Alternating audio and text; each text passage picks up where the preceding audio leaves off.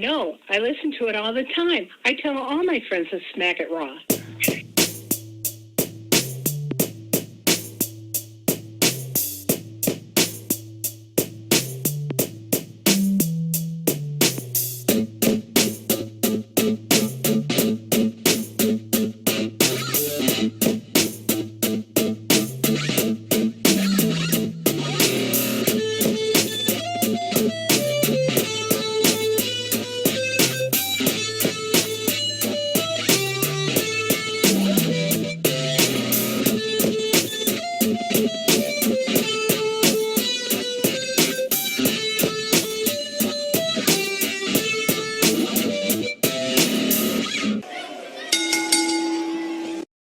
Following podcast contains mature content. The views and opinions expressed by the host are not through those of the host. Listener discretion is advised. Ladies and gentlemen, welcome to the Smackin' Raw podcast, episode 185.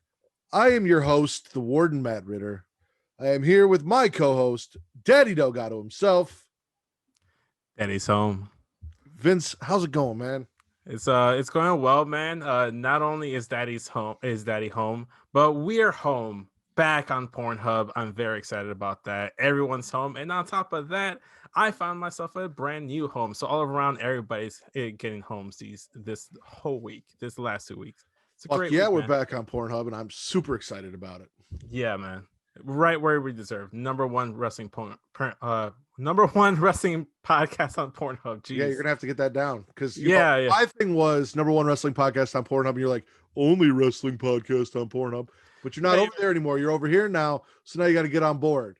I'm on board. But you know what? It was light ribbing between friends. That's all it was. That's all it was. Yeah. Let's hop into news and rumors. So first and foremost, Wrestlemania tickets are going on sale this coming Tuesday. Are you getting some tickets? No, man? I'm not getting some tickets. Would you get some tickets if there was no pandemic? If there was no pandemic, I would definitely talk to the wife about it. The reason I'm not getting tickets is, yes, there is a pandemic. If I was single, I wasn't married, and I didn't have a kid, I might go regardless of the pandemic. Yeah. Wife, child, kind of. Yeah. You know, I've got more to think about than just myself. Like I could go and then I could quarantine for 2 weeks and just never talk to anyone and make sure I'm cool and get COVID tests. If I didn't have anyone else in the house I had to worry about. So for sure. Definitely. I mean, that gives me the green light to go ahead and do that, given that I'll be living on my own. I don't have anyone that I necessarily need to like worry about. Like I don't have a wife and kid. So I could if I choose to, but I'm not comfortable doing it. I don't know how people can be, because it's WrestleMania. People from all parts of the globe are coming to that. Right. Well, that all depends on how many tickets they actually sell, because it's not going to be full capacity. If you do decide that you are comfortable doing it, I fully expect you to be out there rocking your Smackin' It Raw t-shirts. Yeah, baby. Repping that podcast out there at WrestleMania, getting the word out. Making signs. Yeah, no, I mean, if not, I completely like you said, there's a pandemic, there's other shit going on, you know, people from all around the world. It's Florida too. It's Florida. A lot of risk, man. A lot of risk. At least it's not Texas. If it was Texas, I'd say hell the fuck no. Texas is next year. Hey. Yeah.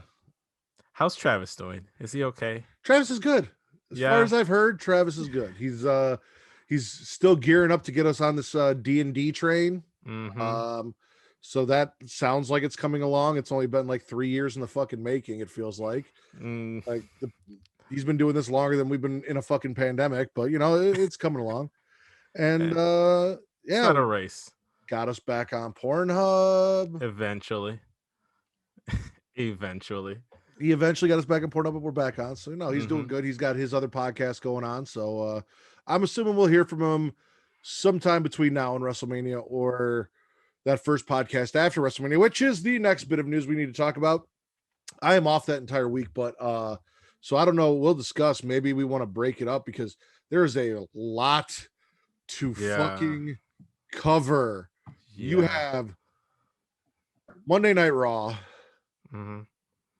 Tuesday, I don't think we have anything. No. We have a 2-night takeover Wednesday and Thursday, which we'll talk about. Yeah. Still technically have Dynamite on Wednesday. Dynamite on Wednesday, SmackDown on Thursday. Oh, the Hall of Fame. I think the Hall of Fame is Tuesday night. So you've got Raw, the Hall of Fame, NXT TakeOver Night 1, and AEW, NXT TakeOver Night 2, SmackDown, 2 nights of WrestleMania, and then Raw, and who knows what else if NXT is actually moving. They didn't announce that. So yeah, it's going to be a crazy week. So you and I'll talk maybe, like I said, I've got that whole week off. So if we've got some time and we want to break some shit up, maybe we'll drop a couple episodes that week, do a little something different. Yeah. I mean, we could always I was actually going to suggest we can go ahead and break up WrestleMania by itself. So we don't have to go ahead and worry about it in the following weeks. Well, I was going to say that would be after our show anyway. So we do our show Friday night after SmackDown. Yeah. Then we'd watch WrestleMania. More than likely, one, if not both of us, will be on a WrestleMania post show with Young Kings Wrestling. And then we can just tell them, if you want to hear what we think, go there. Yeah. If anything major happens, we want to cover it, we can do something too. Like I said, I'm off. So yeah, we'll figure something out. We'll have a staff meeting and we'll get things going. Yeah. What else we got here? Do you have Andrade asking for his release? I do.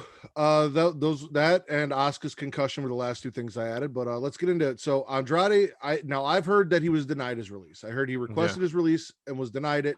Also that he has removed all of the WWE association from his Twitter. So yeah, it's not Andrade CN WWE anymore. He also lost his verification after he did that, is my understanding. He changed it to Andrade El Ídolo, and now it's El Ídolo Andrade. He did lose his verification. How about that? Very interesting. With all of the reports that they don't see anything in Andrade, they're just letting him sit on the sidelines. They're not doing anything with him, which I take great distaste with, because there's a lot of talent that they're doing that with, and Andrade is, so fucking talented. Yeah. To let him fall by the wayside because he doesn't speak the best English, which Asuka's your Raw Women's champ. She doesn't speak the best English. She gets over. Why can't we let Andrade? I don't. Yeah, and when having Selena Vega was the perfect mic piece for him to just be catapulted into that main event scene. To be fair, even when he was down in NXT, he wanted out before he even had his NXT title run. It was pushed to the top. He was kind of floundering, not doing anything down in NXT. And more or less, he's kind of been repeating up here on main roster. So we'll see. I don't know if he's going to be gone or not, but people are already talking about where would you like Andrade to go. I'd like Andrade to go somewhere where he's actually going to wrestle. I agree. Whether that's WWE, AEW, Impact, or back in CMLL or AAA or whatever. As long as the man's happy. And that's the thing is, even if he goes to a CMLL or an Impact or a AAA, we still might see him on Wednesday nights because they have that open relationship. We've seen the AAA tag team titles defended on a AEW show.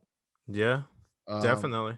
We've seen people from CML, or we've seen them be AAA tag team champions while being on the AEW roster. So that is an option. Impact, definitely an option. NWA, definitely an option. I think New Japan would be a fantastic option for him. Not only that, because you kind of have the relationship with Naito being part of the original Los Ingobernables. So you can go ahead and do Los Ingobernables de Japón, have Andrade join them up there, or go to Ring of Honor where you have Rush over there, who is one of his best friends, and they can go ahead and restart Los Ingobernables over there. So there's options for him, definitely. Or wherever he goes, maybe Thea Trinidad will join him too. I have no idea what you're talking about, but that all sounded fantastic. Oh, okay. It's kind of like I know it's a faction. Yeah, it's a faction. It's a faction. Yeah, I know. But the listeners will know. The listeners will know. Charlie will know. Charlie knows. Yeah. Also, it's reported that Asuka may miss WrestleMania due to a concussion that she received from the kick to the face and the chipped tooth from Shayna Baszler. And our boy Wreak Havoc let me know that a couple things. Looks like they scrapped the entire WrestleMania card. And now it looks like maybe they have a definitive WrestleMania card. Whatever the case is, Vince is keeping everything very close to the vest. Everything goes through him and Bruce Pritchard, and everything is on a need-to-know basis because he is very worried about or upset about leaks for WrestleMania coming out.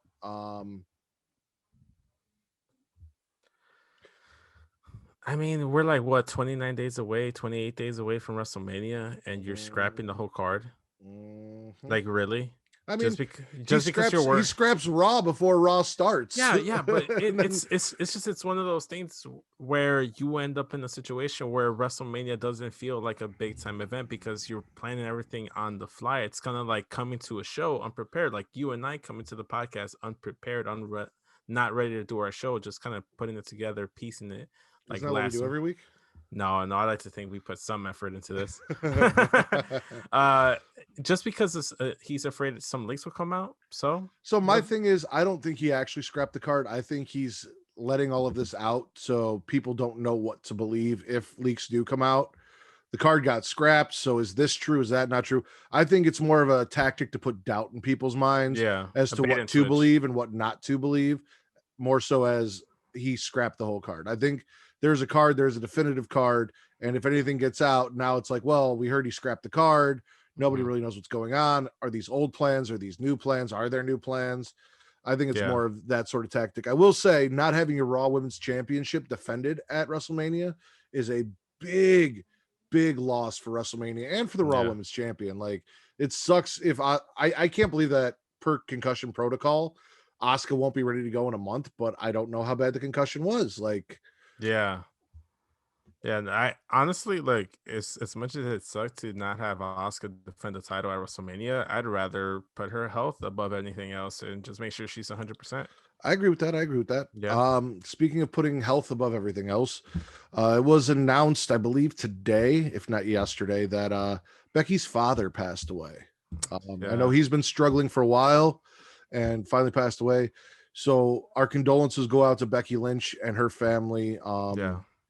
I guess if you try to look for a bright spot in this, he was able to live long enough to see his grandchild born. So that is comforting that, you know, he was able to do that before he lost his battle. So yes, our condolences to Becky and her family on their loss. That absolutely sucks. It's the worst, man. You hear about the Impact Unification title match? I heard about it. I was intrigued by it. I did not like once Kenny Omega was added to that whole shindig of things. Why not?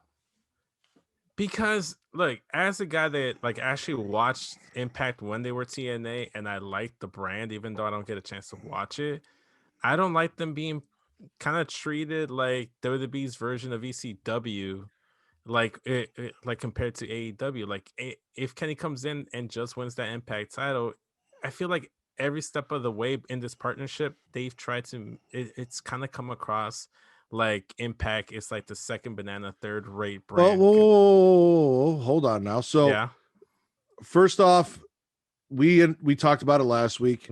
Moose's TNA title is an official title. Yeah. So now Rich Swann and Moose will be competing in a match to unify the Impact and TNA World Heavyweight titles to one championship. Mm-hmm. The winner of that will go on to face Kenny Omega in a title for title match. They're not winning that AEW title, man. Okay, now I hear you, but you say Impacts look bad. Private Party had a tag team title shot. Private Party did not win that tag team titles. Yeah, but it's Kenny. Impact's done some dumb shit where they put the title on Kenny. My point is, not everything in this relationship has made Impact look bad. No, it hasn't. AEW is not beating them left and right. And you have to think of it this way. If Kenny Omega wins the unified Impact title and is AEW and whatever Impact champion, whatever title they go with, that is going to bring more eyes to both products. I mean, yeah, but I guess I have to see how it plays out. Kenny Omega's not. I was going to say Kenny Omega is not going to keep that title. The title's not going to stay in AEW. Yeah. Someone from Impact is going to be built up and is going to beat Kenny Omega and take that title. And that person, whoever it may be, whether it's Moose or Rich Swann or somebody different, is going to be a made man if they beat the guy who was Impact and AEW champion. True. Like I said, I'm pessimistic about the whole thing because I don't like how they've went about things with the partnership. But I will say, if things turn out well for Impact, they come out looking decent, then I'll eat my words if I turn out to be wrong. And that's the thing, is this is long-term storytelling. This is not immediate storytelling. So if Kenny Omega wins the title, you can't automatically shit on this and be like, this is terrible. Impact looks bad. Blah, blah. We don't even know that there's going to be a finish to this match. True. That's very true. Because it's title for title. If Impact doesn't want to lose that title and AEW doesn't want their title going to Impact, then they might not even have a finish to this match to where both people keep their titles. Like, we could see Kenny Omega win this title and then go on to face Nick Aldis, the NWA champion, and try and unify all of the world titles outside of WWE to create one world championship. Like, there's a lot of possibilities here. Yeah. Also, well, I will say this. I mean, there wasn't a thing back then, but Cody did win the NWA title from Nick Aldis and then went ahead and dropped it to him. So they could do a thing where, like you said, Kenny wins the title and whoever beats Kenny for it is the made man. So it could come out looking good for Impact or that certain individual, but we'll see. Time will tell. I'll hold my reservations, but again, if I'm wrong, I'm wrong. I mean, this builds intrigue for me, who is not interested in Impact whatsoever. So if anything, that is a boon to them. I did not. Did you? I'm assuming you didn't, but did you get Revolution? I did not. Yeah, I did not get Revolution either. I watched the highlights. I heard all about it and the ending and all of that stuff. But again, the only thing I was really intrigued by was that match. I have not been intrigued by anything from Impact whatsoever to want to go buy an Impact pay-per-view or watch an Impact pay-per-view or even the highlights of an Impact show. But this has me interested. I might actually tune in to see what happens here. So if anything, somebody who has not given a shit about Impact in forever is now somewhat interested in the product because this is a cool concept. I agree. I don't want to see AEW treating Impact like WWE treated WCW or ECW or whatever else. But at the same time, if they don't, which is fully capable because Impact is a separate entity. It is not owned by AEW. So AEW doesn't have the pen in the book. Like, they're not in full control. It is a 50-50 partnership. I am just kind of concerned because Impact's management has the history of just doing something to pop ratings and hindering their roster and product long-term going forward. This is all back in the day, right? It's Impact, man. It's one of the things that I that's why I kind of just gave up on Impact, because they always do something boneheaded, man. Okay. Yeah. Last but not least, in news and rumors, Stars has a new series coming out called Heels, starring Stephen Amell. So Stephen Amell, it will be on a TV show playing a wrestler. It is not, as far as I know, based on anything factual. The story that I read was it is two brothers in a corporation or a federation. One's a babyface, one's a heel, and they are feuding over who is going to take over that federation once their father passes away, or that promotion once their father passes away. Yeah. Looks interesting. Yeah, sounds interesting. I like more wrestling TV shows. I loved Glow, so this should be cool. I still need to check out Glow. What? I know, man. I know. I never had Netflix. I got a free trial of Netflix recently, but that's about it. And I haven't really even been using Netflix. I don't really need a need for Netflix. There's nothing on there necessarily that's going to draw me in there to want to. And whatever significant other that you should end up with need to come to some sort of streaming service compromise where you share passwords and she gets Netflix and gets you access to Netflix. She gives me access to her Disney Plus, and I give her access to my Hulu. That's where we're at right now. Neither of us have Netflix. I'm not going to suggest you bring a third person into this conversation, but you should probably bring a third person in for the Netflix access. I'm just saying. No. I'm not trying to be poly with anyone. Okay. Where you want to start? You want to start with AEW since you weren't able to see it? Yeah, that's usually what I like to do is like get AEW out of the way if I'm not able to add to it. Matt Jackson loses to Ray Phoenix. It was a damn good match. Mm-hmm. I'm not a huge fan of this.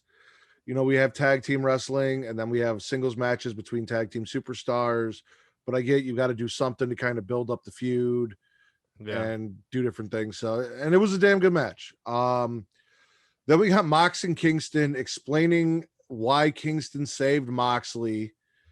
They're sitting on a couch. It was a pretty well done segment, pretty funny. They blamed Impact for the pyro, saying that pyro had to come out of Impact budget because of Don Callis. And it was entertaining, but we've basically pivoted Kingston back to being Mox's best friend and a babyface here. Yeah. Which is going to play into something that we're going to talk about near the end of the show that I thought was kind of strange, but it is what it is. Then we got Cody beating a jobber, and then your boy Pentagon, who does Spanish commentary, gets up from his commentary booth and interrupts a Cody promo, says he's better than Cody. Cody's lucky that he didn't hurt his arm so bad in that match that Cody wouldn't be able to pick up his newborn child. Cody then leaves the ring, goes after Pentagon. They're pulled apart. Pentagon. So he had an interpreter. So there was a guy with Pentagon. Pentagon was speaking in Spanish. The guy was interpreting for him. And then eventually Pentagon's like, let me speak to you in your language, and said a few things in English. It was entertaining. It was pretty cool. I don't know how this works because Pac and Phoenix are positioned as baby faces. Kind of. Pentagon's still They're part more of the tweeners. Yeah.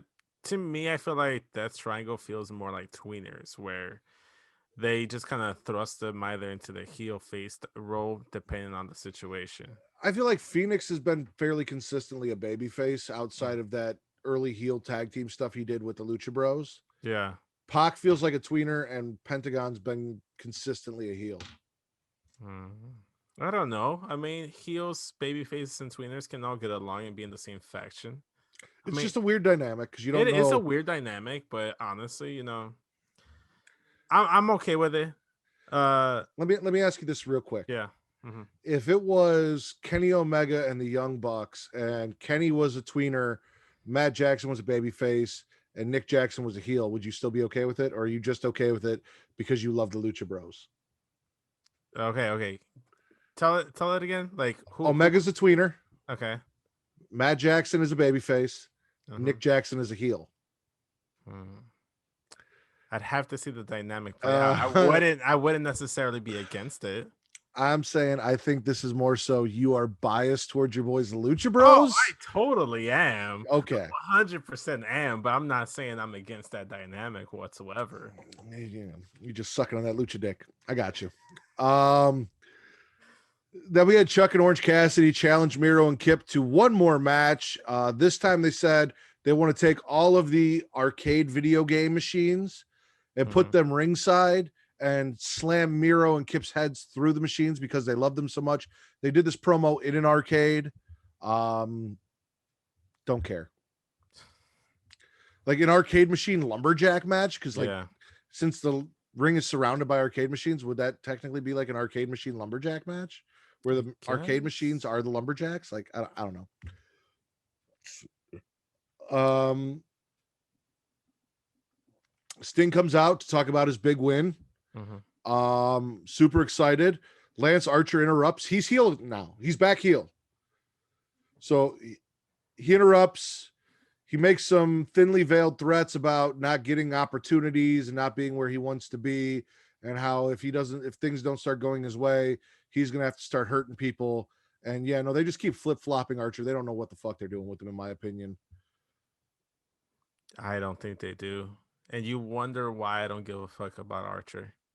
Like, I genuinely don't care about that man. Like, I enjoyed him as a babyface and the shit he did in the feud that he was in prior to this brass ring ladder match, Face of the Revolution ladder match, where I guess he turned heel and now he's back heel with Jake the Snake. Like, they were doing some cool things. He worked a good match. Like, I see potential in Archer. They just need to figure out what the fuck they want to do with them and stick to it, because if you have this monster heel, you can't have him losing consistently and have him still feel like a monster heel.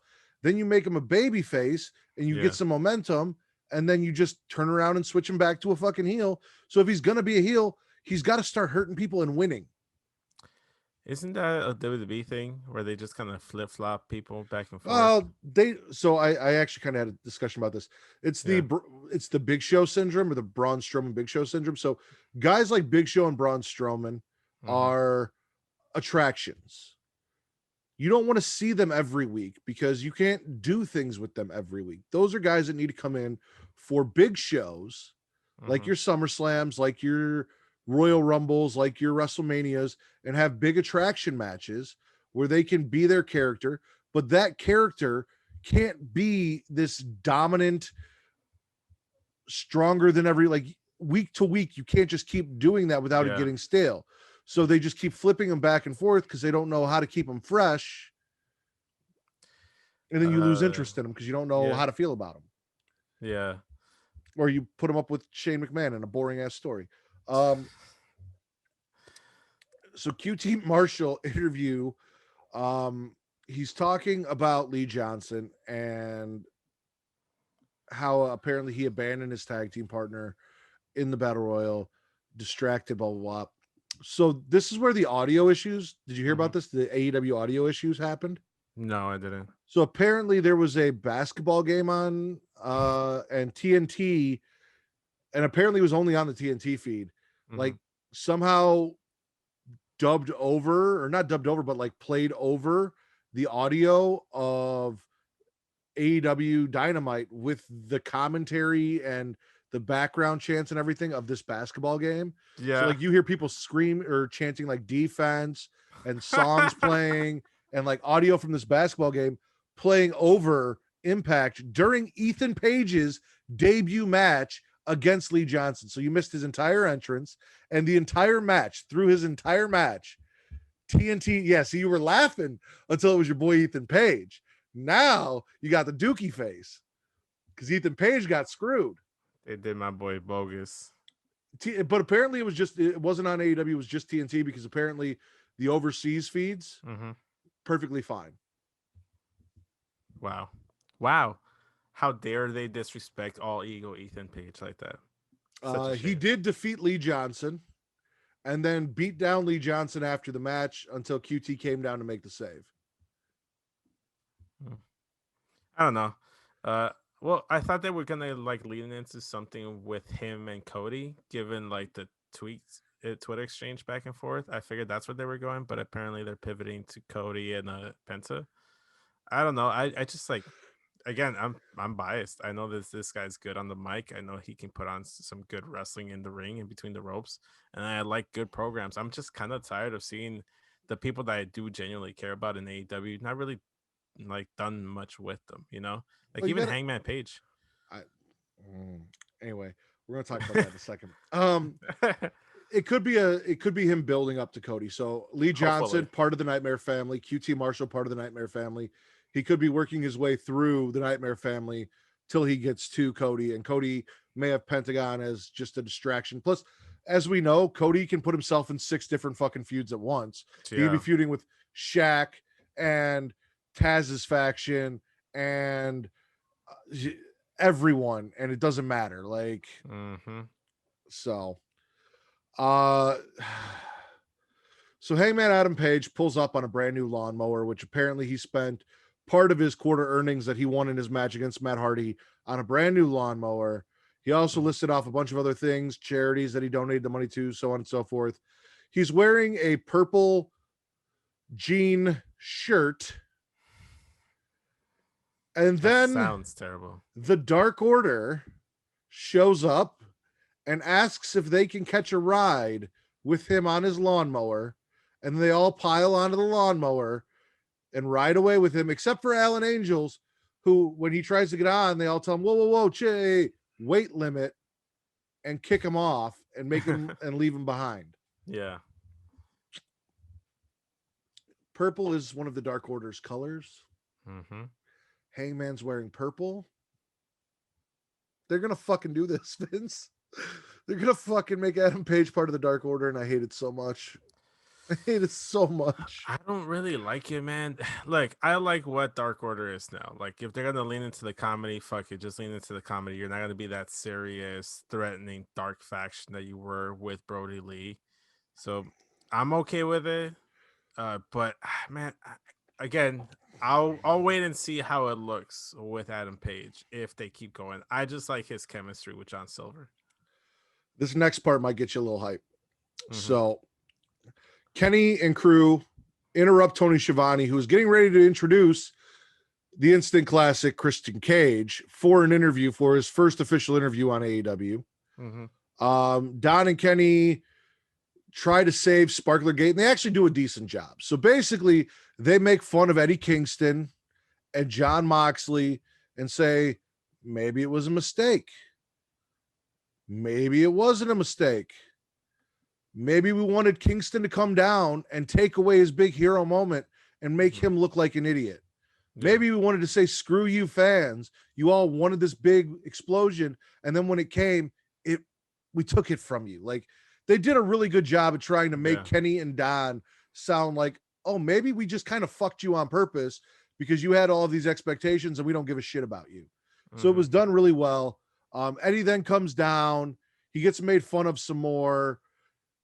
My favorite thing, and a lot of people hated this, but my favorite thing is Don and Kenny started mocking Jon Moxley and Eddie Kingston, and Kenny dropped on his back and started screaming, 69 me, Don, 69 me. Damn. Because of the way Eddie Kingston covered Jon Moxley to save him from the explosion. Mm-hmm. I laughed my ass off. Thought it was fucking hilarious. Kenny then starts saying, come on, you're not going to do anything. You're here by yourself. You don't have any friends, blah, blah, blah. Do something. Kingston punches Kenny in the face. The Good Brothers then attack Kingston. Mox comes down and make the save from the Good Brothers. And then Christian Cage comes down, gets in the ring, stares down Kenny Omega, goes for the kill switch. I guess we're going to call it the kill switch, right? It's not the kill switch. It's not the Imperator. Okay. Goes for the kill switch. Don Callis pulls Kenny Omega out of the ring, and then Christian Cage walks over, picks up the AEW championship, and is looking at it, holding it, signifying that the next challenger for Kenny Omega very well could be your boy, Christian Cage. First off, I want to start off my little spiel here, my little rant by saying I love Christian. He can do no wrong. I would love for him to be in the world title picture, given how his career just didn't end on his terms. I want his career to end on his terms and just be, because he can still go in the ring. I feel like he can totally still go in the ring. And it's not like a Sting that clearly looks like he should not be anywhere near a wrestling ring at his age. But I will say this, aren't AEW fans always talking shit about WWE putting part-timers on their programming? Then their whole rebuttal was, well, they don't put him in the title picture. What's the first thing they did with Christian? They put him in the title picture. How is that like, this is why you shouldn't say anything, because you never know. This is wrestling. If it's a big enough name, they will be put in that title picture, in that program. And like with Christian, like I'm saying, I'm not against it. I'm totally okay with it. I'm just not okay with guys like, let's say, a Sting being put in that situation. That's, I think, where I draw a line. Like Sting going for a world title right now at this stage of his career, please. I nobody wants to see that. Or Oldberg over there in WWE. Ain't nobody wants to see Oldberg. I highly disagree with you, because I was all for a Sting run as WWE champion when he came back to WWE. No, I'm talking about right now. It's no different right now than it was then. No, even then, like I don't want him as WWE champion. I just wanted him to get close to the title, but actually win. No, I wanted him as WWE champion. I wanted him to get that. You did. I didn't. Yeah, I didn't. No, I do not. I do not classify Sting in the same category as a Goldberg. So here's my thing on that. Goldberg is a gimmick. He's not a strong promo. Yeah. He's not a great technical in-ring wrestler. He's a gimmick and a presence. And that gimmick only works if he can do the three things that he's good at. Mm-hmm. Saying you're next, spear and jackhammer. Yeah. He can't really do a jackhammer anymore.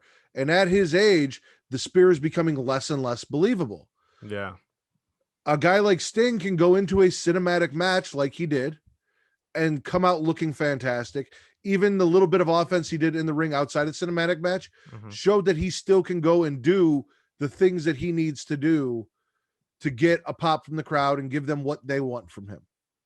Christian Cage is probably, we will see, on the level of an Edge, who's going to be able to compete every week and go out there and do things, probably a little safer to protect his head from the concussions, but we're not going to see anything crazy from him. But to be fair with Christian, he's never even had like a moveset where he did anything crazy. It was always in those ladder matches that he really got hurt. His moveset is pretty safe. Well, that's what I meant by he's not going to do anything crazy. We're not going to see him in matches that are going to put his health at risk. Like a Jeff Hardy, just throwing himself. Jeff Hardy's a fucking idiot, but that's neither here nor there. So that's where I'm at with it. I don't put Sting in the same category as Goldberg because for his age, doing the things he needs to do, Sting is still capable of doing a Scorpion Death Drop, a Stinger Splash, and a Scorpion Death Lock. He's not limited by his age to do that. And we saw last week with Tully Blanchard that it doesn't matter how old you are, as long as you work a match to your strengths, you can look good. Ric Flair has proved that over the years. It's about how you work, not the age at which you work. Goldberg did not set himself up to be in a position to continue to work at his age because all of his things involve a strength and a power that he is losing day by day. Yeah, or like I don't know, like you just adjust your style of wrestling as you go on. Just like any sports athlete, if you adjust, you can find longevity in anything that you do. And unfortunately, with Goldberg, he was a one-trick pony. Once that one trick is slowly starting to diminish, he's no longer someone that we want to see in the ring. Undertaker stopped doing the last ride when he couldn't pick people up for it no more. Yeah, when he tried to, who was it that he tried to pick up? Was it Triple H or Brock Lesnar? He tried to pick up and he just couldn't do it. And he just stopped. Yeah, it was done after that. So yeah, he should have been stopped.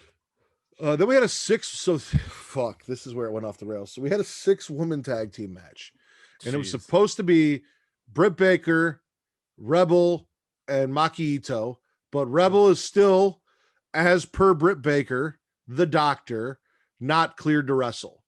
So she was replaced by Nyla Rose. So it's Britt, Nyla, and Maki Ito versus Rio. Yeah. Shida and Thunder Rosa. The baby faces rush the ring and attack Britt and Nyla. Maki Ito is on the stage singing some J-pop and dancing. During this scuffle, at some point, Shida is overpowered by Vicky Guerrero and Rebel. And at one point, Vicky Guerrero is choking Shida with her kendo stick. Not okay with your women's champion who has a kendo stick being taken out by Vicky Guerrero and Rebel. Then, after all of this, Shida makes it to the rampway where Maki Ito is, who stops singing and delivers some of the worst shots to the head with a microphone that I've ever seen. They were so soft, so weak, so poorly executed. The match got better once the match actually started going. So I was all hyped for Maki Ito, but from those shots, and then I'm not a big fan of the over dramatic Japanese style of selling and registering and delivering. It's part of the problem that I had with Kenny Omega when he came over from New Japan with the giant hand motions and the big facials. It takes me out of it personally.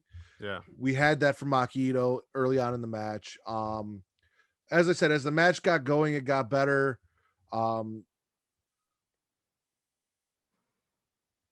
Britt ends up taking out Thunder Rosa at the end of the match, throwing her in the lockjaw, and then it is announced that we will be getting Britt versus Thunder Rosa in a unsanctioned lights out match coming up. So should be nice. Yeah, the baby faces win, and then, like I said, Britt takes out Rosa after the match. Then we're backstage. Matt Hardy hires Butcher, Blade, and Bunny to take out the Dark Order. So now the family, because Eddie Kingston has gone babyface and joined Jon Moxley for whatever reason with no explanation whatsoever, the family is just done, and Butcher, Blade, and Bunny are now back to being really shitty hired guns that accomplish nothing. And Matt Hardy, even though he lost his first quarter earnings, is spending some of that big money to hire them to take out the Dark Order for him. And I am just not feeling this whatsoever. They could be doing so much more with Hangman. Yeah. So much more, man. They'd be doing more with Matt Hardy. I don't give a fuck about Matt Hardy. Okay, good for you. I'm just saying they could be doing more with Matt Hardy and utilizing him better. They could be doing more with Hangman. Matt Hardy is what he is, man. Like, you're not gonna get me too excited for whatever Matt Hardy's doing. He had his one like renaissance with the broken Matt Hardy stuff, but after a while, even that got kind of old. He's always been a better wrestler than his brother. Scorpio Sky loses a TNT title match to Darby Allin. And then goes heel and starts beating the shit out of Darby post-match. I mean, if it leads to Scorpio Sky actually getting the TNT title, I'm all for it, and I'm willing to see where this goes, because Darby needs a legit TNT challenger, because throughout this whole situation, this whole feud with Team Taz, it was never about the title, which was kind of like irking me a little bit, where it's like, why wouldn't Team Taz want the title? You know? Why do the feud if they don't want something out of it other than just beating up Darby Allin? Try to get the title out of it at the very least. So we'll see. I really like Scorpio Sky, and I really think the sky's the limit for him. Him and Hangman Page are the two guys that I feel like could be shot to the main event scene within the next couple of years and could be the future of that main event scene for AEW. I want nice things for them. I'm a little concerned about Scorpio Sky from what I heard from him on commentary last week as far as promos, but I'm gonna wait for a bigger sample of his for sure, his promo skill. Vince, you're in that nice room. You happen to have any lotion nearby? As a matter of fact, I do. What about some tissue? No, I don't. Well, you might need it for this final segment when I explain to you exactly what happened, because this was masturbation worthy. This was fantastic. We have the Inner Circle War Council. So Chris Jericho wants to bring the Inner Circle members down and discuss what the fuck's going on in their faction and what's going to happen going forward. Jericho says it's time for a change. Maybe they need to, change their game plan, maybe add a new member. MJF steps up and says, or maybe we should get rid of someone. At that point, Sammy Guevara's music hits. Sammy Guevara comes down to the ring. Jericho's yelling at him, saying, you're not part of the Inner Circle anymore. You need to go away. Sammy says, hold on. You need to see this. Points to the Titan, or the screen. I guess they don't call it a Titantron. Points to the screen. A video comes up of MJF telling Jake Hager, Ortiz, and Santana that tonight is the night that they get rid of Chris Jericho. Chris Jericho looks surprised. Ortiz, are you there or did you freeze? Oh, you froze. God damn it, Vince. All right. So Ortiz, Santana, and Hager start advancing towards Jericho and Guevara, all excited. I lost Vince. He should be back soon. I knew what was going to happen. Like, you don't advance on someone like Jericho the way that they did, if they weren't going to turn around and it wasn't going to be a ruse or a thing. Like, I knew that this wasn't actually going to be the Jake Hager and Proud and Powerful turning on Jericho moment. It didn't feel right the way they were moving towards him. If they were really going to turn on him, they would have attacked. And that's what happened. They turned around. MJF cowered into the corner. Jericho said, "Don't you?" And he's back. Yeah. God damn it. Like, I got so deep into that and I looked, I'm like, oh, he's fucking frozen. So anyway, what did you hear me say last? The part about Sammy Guevara saying you need to see this. Yeah, so to the Titantron.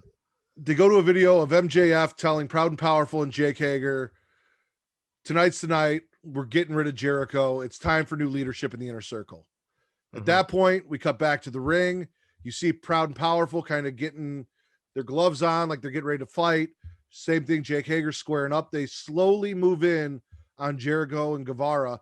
I knew this wasn't what it was going to be, because if it was really like they were going to take out Chris Jericho, they would have just jumped him. They wouldn't have slowly advanced towards him. Yeah. Moved slowly towards him, turned around on MJF. Chris Jericho then says, "Are you stupid? We knew what you were doing the whole time. We talk to each other every week.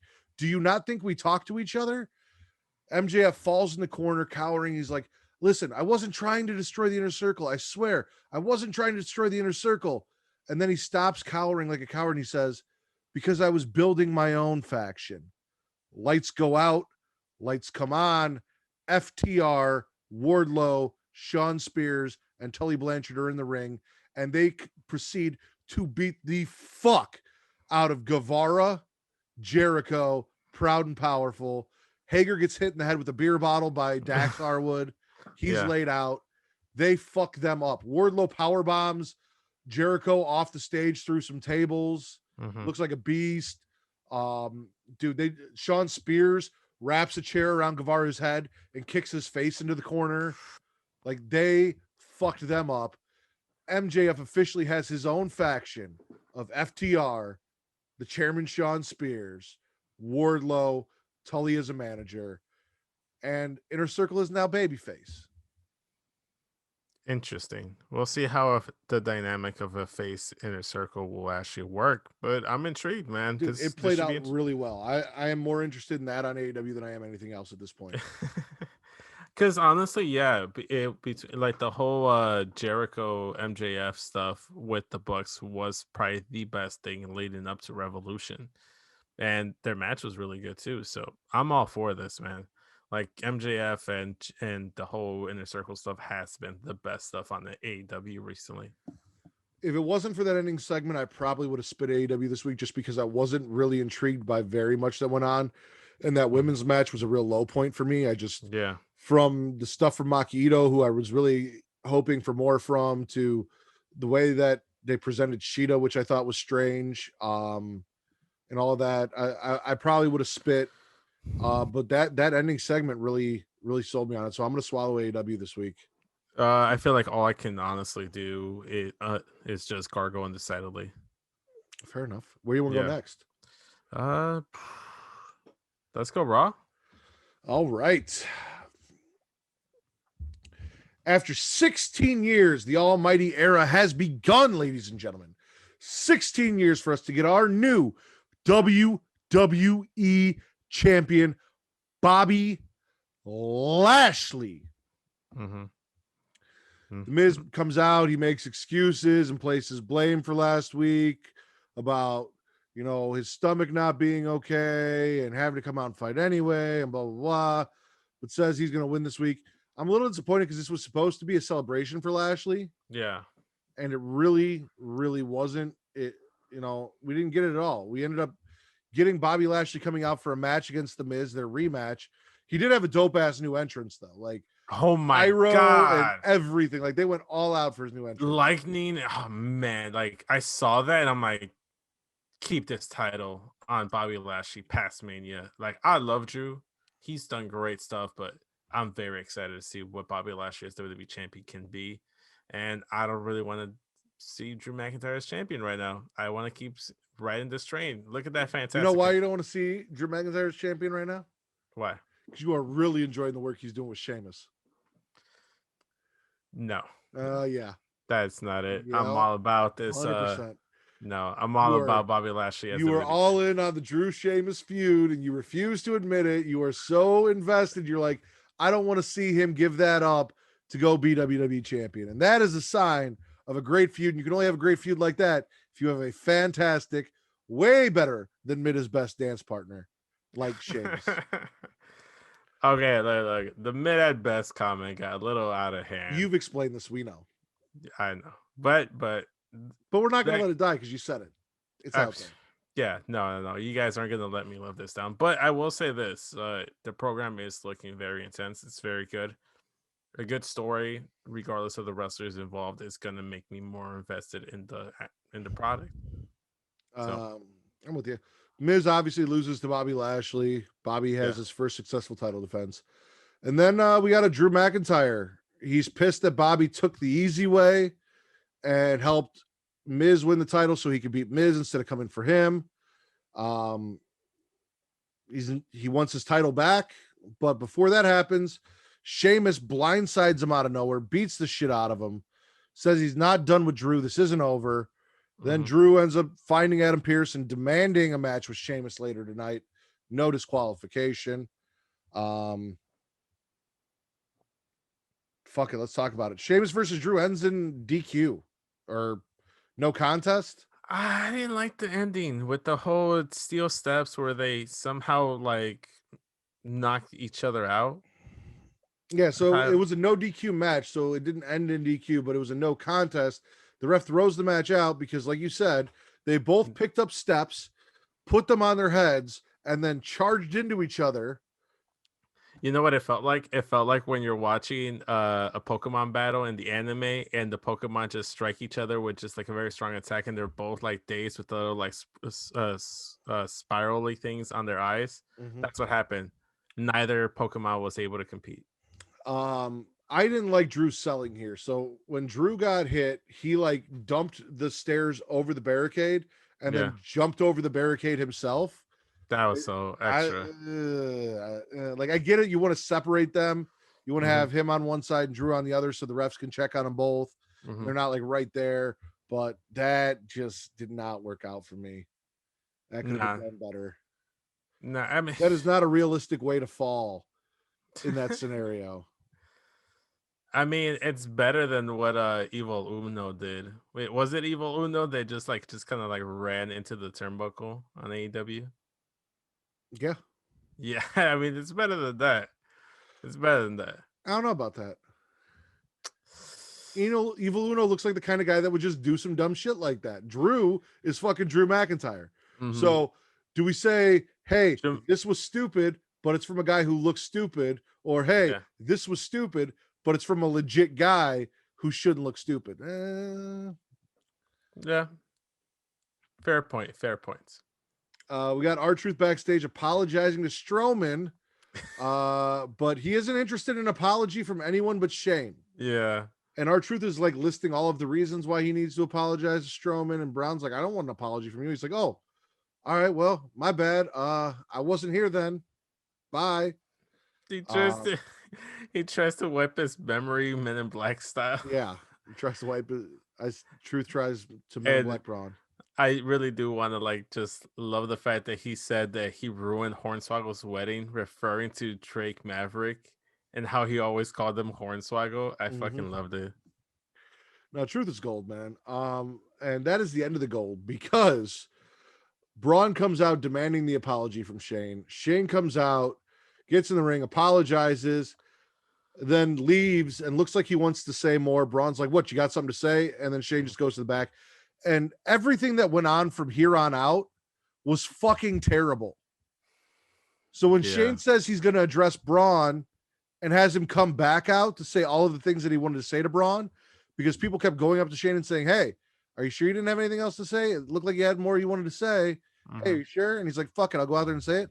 He does this weird thing where like he pretends the mic isn't working, gets out of the ring, circles around Braun to go to the rampway, and then calls him stupid in every way of saying, I would never say this about you.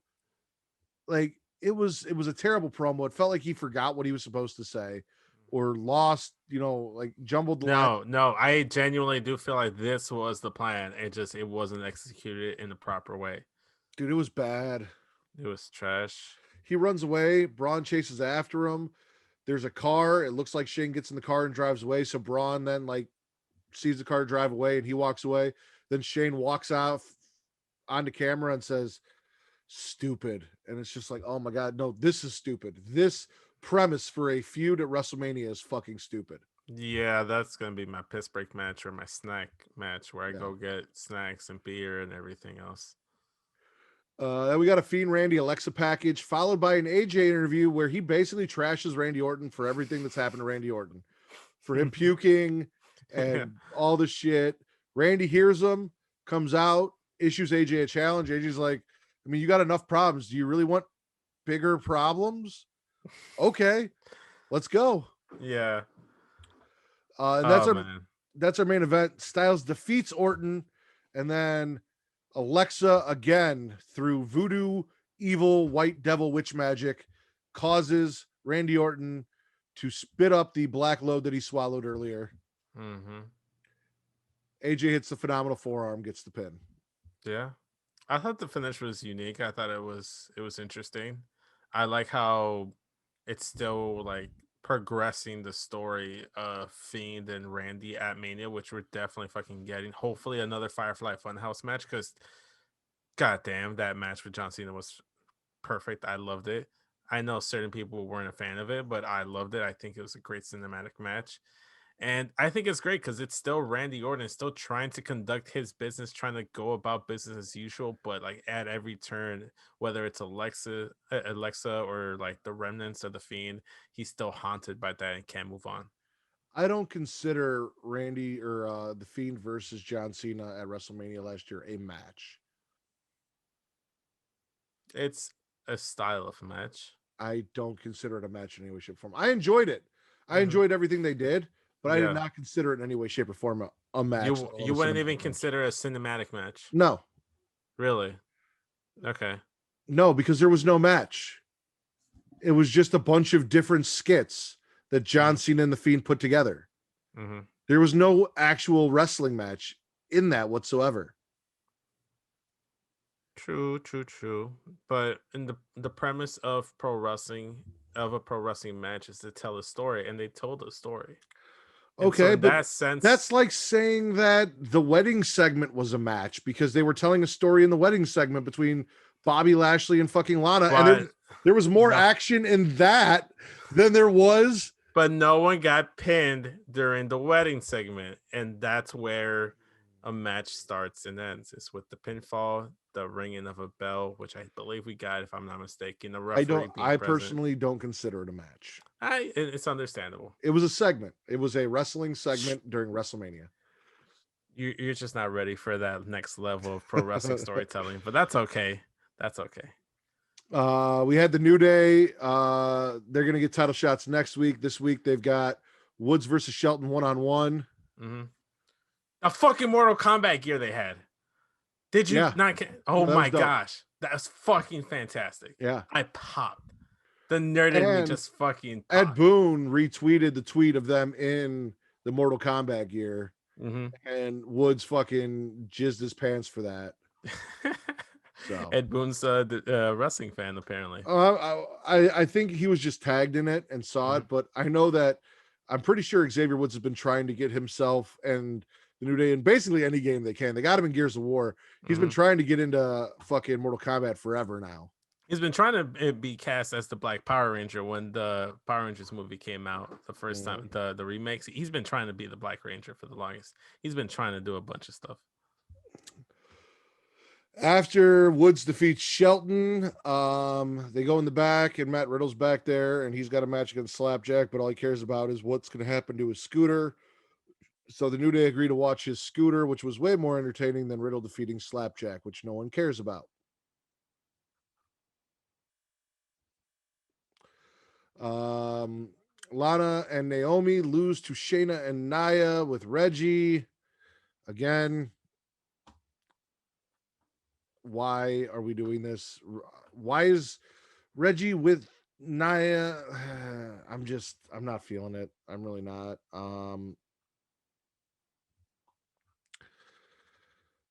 Like they did it better on SmackDown, and we're going to talk about that. We'll get to it, but this whole last week, Nia saying Reggie's cute. Now Reggie's rolling with Shayna and Nia down to the ring. This weird relationship. I feel like there's something more going on with Reggie. I don't really feel like he's in it for Nia, which I think is fucked up. I don't know why Lana and Naomi are losing. Like, I don't get the end game here. Like, Shayna and I are beating everyone, fair or unfair.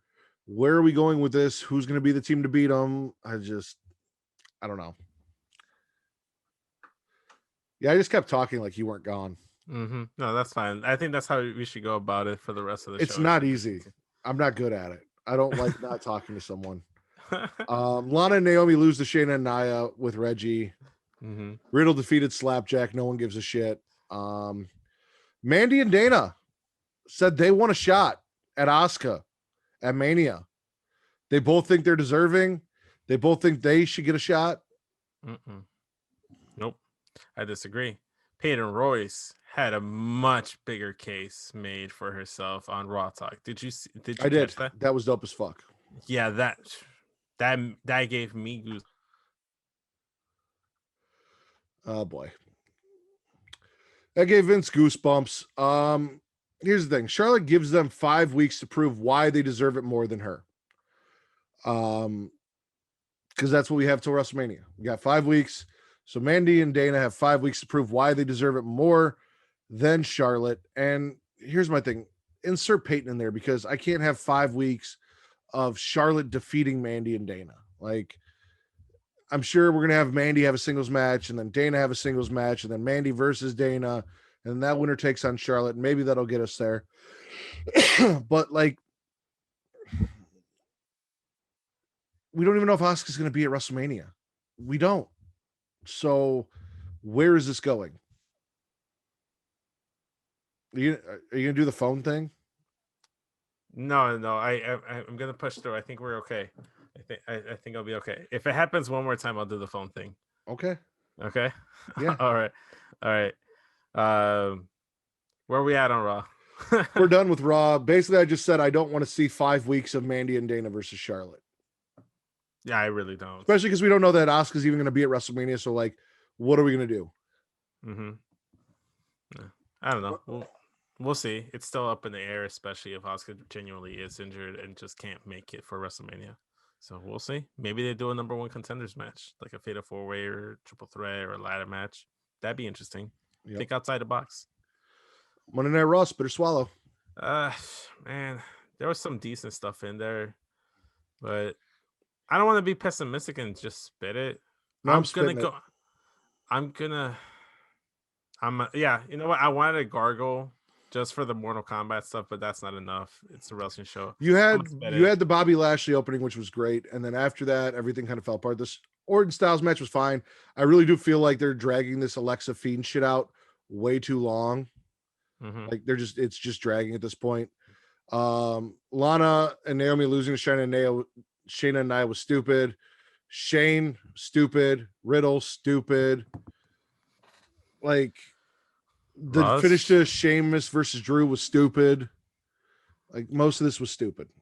I mean, just the Randy Fiend stuff is the only interesting thing right now. Yeah, so I'm spitting Raw. Let's go to SmackDown then and finish off with NXT. Oh, so we're gonna go to another show. I'm spitting. All right, cool. Edge addresses Roman's hypocrisy and Daniel Bryan's blasphemy. Yeah, I tweeted at you specifically because 2 weeks ago, after the pay-per-view, Vince came on this show and right off the bat, we kicked it off with SmackDown. And he said, "I don't get this. Why is Roman coming out and asking or giving Edge the option to back out of his match at WrestleMania after he spent all of this time begging for the match? And motherfucking Edge told you exactly what I told you." Edge said, "There's something that some of you guys may have missed. So Roman says I'm not in his league and he's giving me the chance to back out, but Roman begged me to acknowledge him. And then I did. And then he saw what I brought to the table. And now he wants out. Yeah, no, it's... I mean, I liked it. It's getting messier now. There's no consistency. Well, you're going to get what you wanted. I personally, I only want to see a singles match. It looks like we're probably going to push into a triple threat match with Daniel Bryan. That's not what I wanted. What I wanted was Daniel Bryan, Roman Reigns in a singles match at WrestleMania. I've been pushing for Daniel Bryan to win the Rumble. That was before I knew Edge was going to come back. Oh, that's a terrible idea. No. Yeah, that's a terrible idea. We're going to get that at Fastlane. That's good enough. Agree to disagree. He says he's going to remind everyone just who the hell he is. Daniel Bryan comes down, has a rebuttal, basically says, listen, I thought you'd be proud of me. I'm finally doing things for myself. You know, you're the ultimate opportunist. I thought you get it, blah, blah, blah. They go back and forth. Edge says that Daniel Bryan isn't better than him. And that's kind of how we end that segment. Like, I'm down for Edge versus Daniel Bryan. I'm down for Edge versus Roman Reigns. I like well-built singles feuds based around the person that won the Royal Rumble. I don't want to see triple threat matches. Totally. I don't like the idea of Edge won the Royal Rumble and now we're going to shoehorn in I think Bryan. The only one that I've been okay with within the last 20 years or so is the WrestleMania 21, where he who shall not be named won the Rumble, and HBK and Triple H were also were involved in that triple threat, and I thought that one was a decent build. So it was, but that's because it was the winner being thrust in between what was already a great feud. Yeah, and that's I why thought you were going to say that you were okay with the Daniel Bryan, Batista, Randy Orton triple threat match at WrestleMania. It should have always been Daniel Bryan winning the Rumble. That part I agree with. But I didn't like, again, Daniel Bryan being shoehorned into a title match. I know everyone was upset that Batista won that Rumble. I didn't have an issue with it. I also love the fact that Bray Wyatt was the one that eliminated Daniel Bryan and ruined everyone's hopes and went on that tear very early on in the Royal Rumble. Because at that time, I was anti-Daniel Bryan, like 100%. No, he wasn't even in the Rumble. Are you sure? Yeah, so the WrestleMania 30 Rumble, he was in a match with Bray Wyatt where Bray Wyatt either went over. I believe Bray Wyatt went over in that match, and everybody thought he was going to come out 30, and it was Rey Mysterio that came out. He got booed out the building. The one that you're thinking is the Royal Rumble afterwards, where he got eliminated early. Yeah, he came in, and as soon as he came in, Bray was on a tear where he was just knocking motherfuckers out. And Daniel Bryan came in, and everyone's like, yeah. Then Bray threw him out, and everyone's like, boo. And I'm like, yeah. Yeah, they got him out of there quick. We had Street Profits and Mysterios defeat Rudolph and Alpha Academy. Nothing there. Paul runs some interference on Jey Uso. So Jey Uso goes to talk to his cousin, and his cousin does not want to fucking talk to him. Like, Paul's like, hey man, maybe now's not the right time. Like, you know, some things happened last week, and he just kind of wants to be on his own. And Jay's like, yeah, no, you know what? I got some other stuff I got to go do. Like, I'll come back later. And Paul's like, yeah, later's good. He should be all right with you later. So yeah, no, Roman's sick of Jay fucking up. Then we got Seth is done with Cesaro. Blah, blah, blah. He's doing this interview. I'm done with him. I want nothing to do with him. I'm moving on. And then he finds out that Cesaro and Murphy have a rematch. And then all of a sudden he is re-intrigued. We're going to see him later. Oh, I was so waiting for Twitter to melt down. Reggie and Nia go on a shopping spree. Am I a terrible person by saying the fact that I love this? Oh, dude, I enjoyed the shit out of it. And I thought it was so good. The fact that Reggie went from being a side piece to having a sugar mama, and the way she was just hyping him up, like, I was all for it. And if you remember, you and I believe, did a podcast. We were talking about how everything needs to be represented. And I'm pretty sure you're like, there are sugar daddies and sugar mamas out there. They deserve to be represented. Nia's representing the sugar mamas. Might need to jump on that train sometime soon. I'm seeing how they're treating Reggie. Might need to get in on that action. Might need some a nice little shopping spree / fashion show. Yeah, get some nice furniture for the apartment. Yeah, maybe Mm-hmm. that's the direction I should go in. I thought it was hilarious. Shayna not being amused whatsoever. I enjoyed that. Not even I wanting to thought be that was there. a great Yeah. that's great. They played well off of each other. Like that the dynamic was perfect. I just don't like that this is still part of the Bianca Sasha feud. Oh man. Like if this was its own thing, I'd be perfectly fine with it. Yeah, But the exactly. fact that it's still part of our WrestleMania feud going into WrestleMania, I'm not happy with that. Like how are they I swear this has like shades of Nakamura Styles leading up to WrestleMania, where it just felt like a dull, lame build. And it wasn't until after the WrestleMania match that they really ramped things up by turning Shinsuke heel. Mm-hmm. I feel like they should have just had Sasha turn heel on Bianca sooner. I don't know.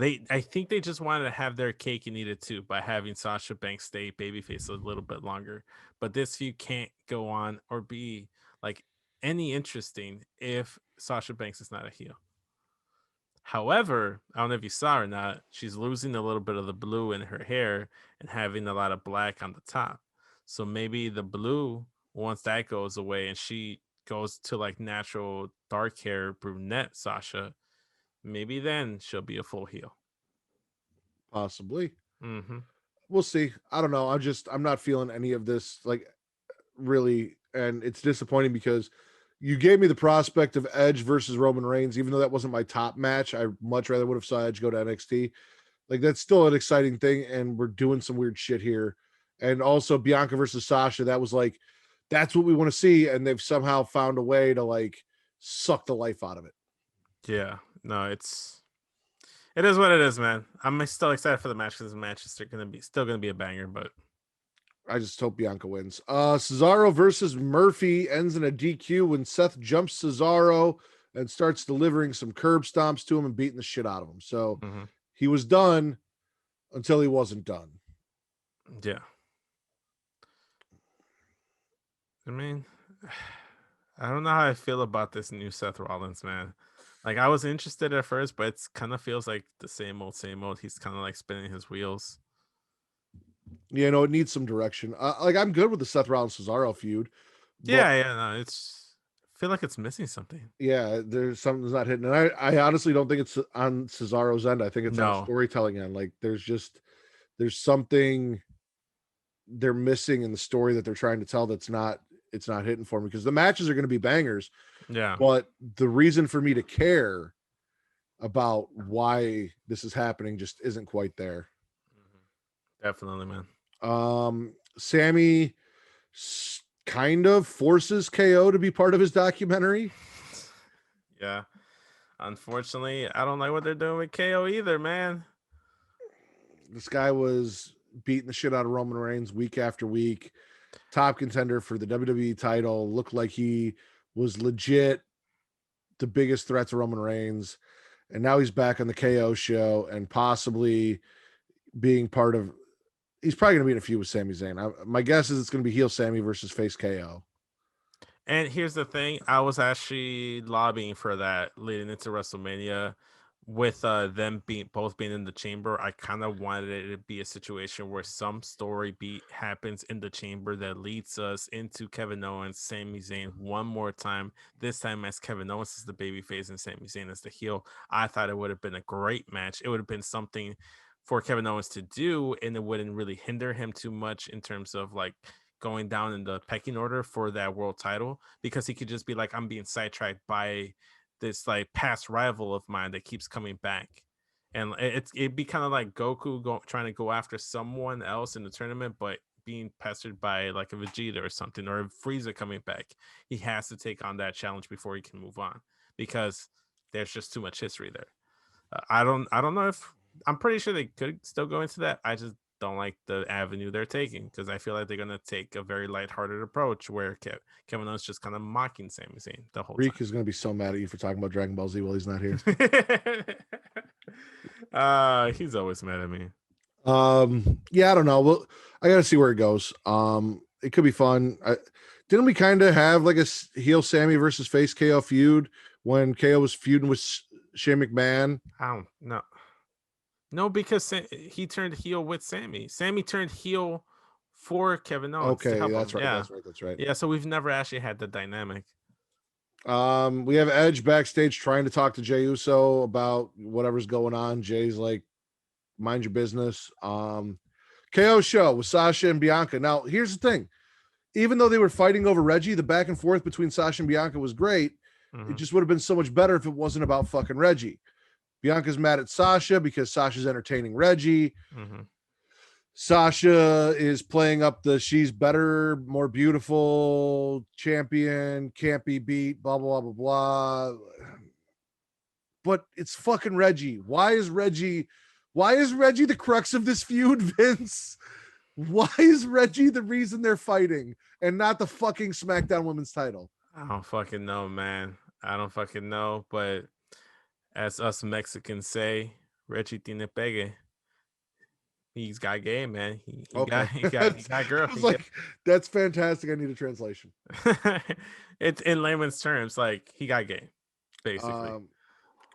Nia and Shayna come out to kind of taunt them, and then we get our match. Natalya and Tamina defeat Sasha and Bianca. Cool. I'm all for it, man. I'm in the Natalia train, man. I'm on that boat.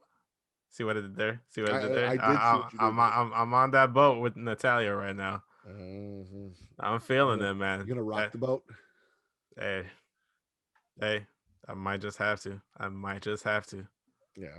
I mean, it's already kind of established that T-Shay's already poly with Natalya, given his prior commitments to Cesaro, so there could be something there.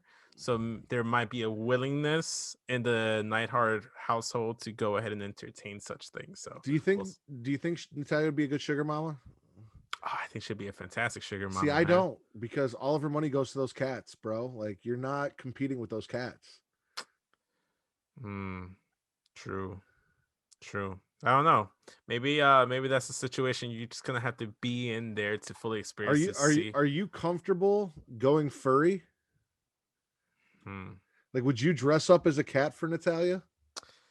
That's a weird kink, man. I don't know, man. I've had some weird kinks thrown on my table that I've turned down, and dressing up as a cat, I don't know, it's up there. I feel like I wouldn't do it.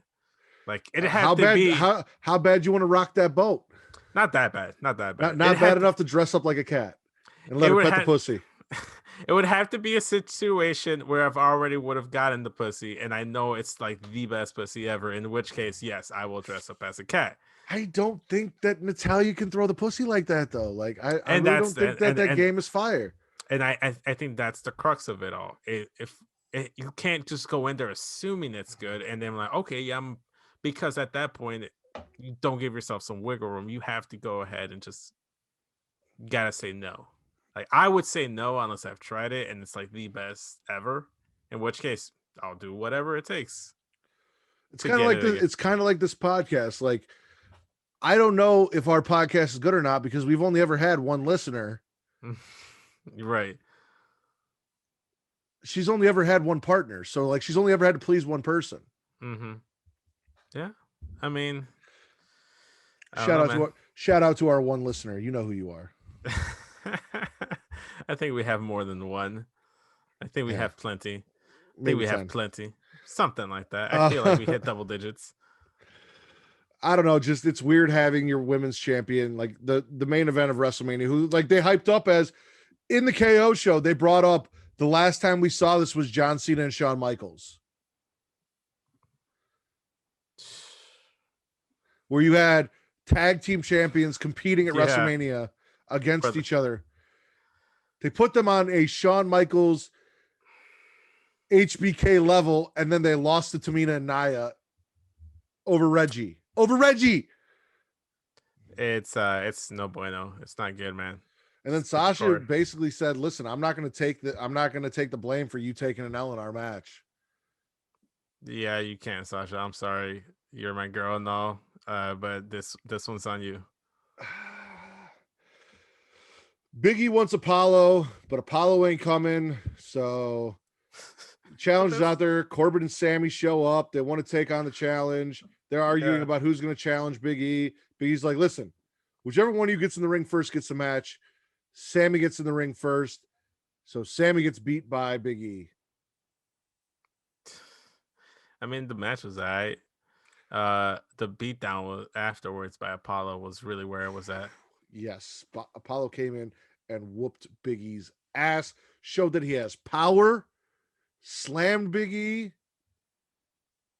I also like that Big E didn't just stand there and look at the rampway like everyone does. Everyone's just like, oh, your music's playing, you're at the rampway, and then they come from behind him. Big E turned around and looked behind him, expecting the guy to come out from behind him.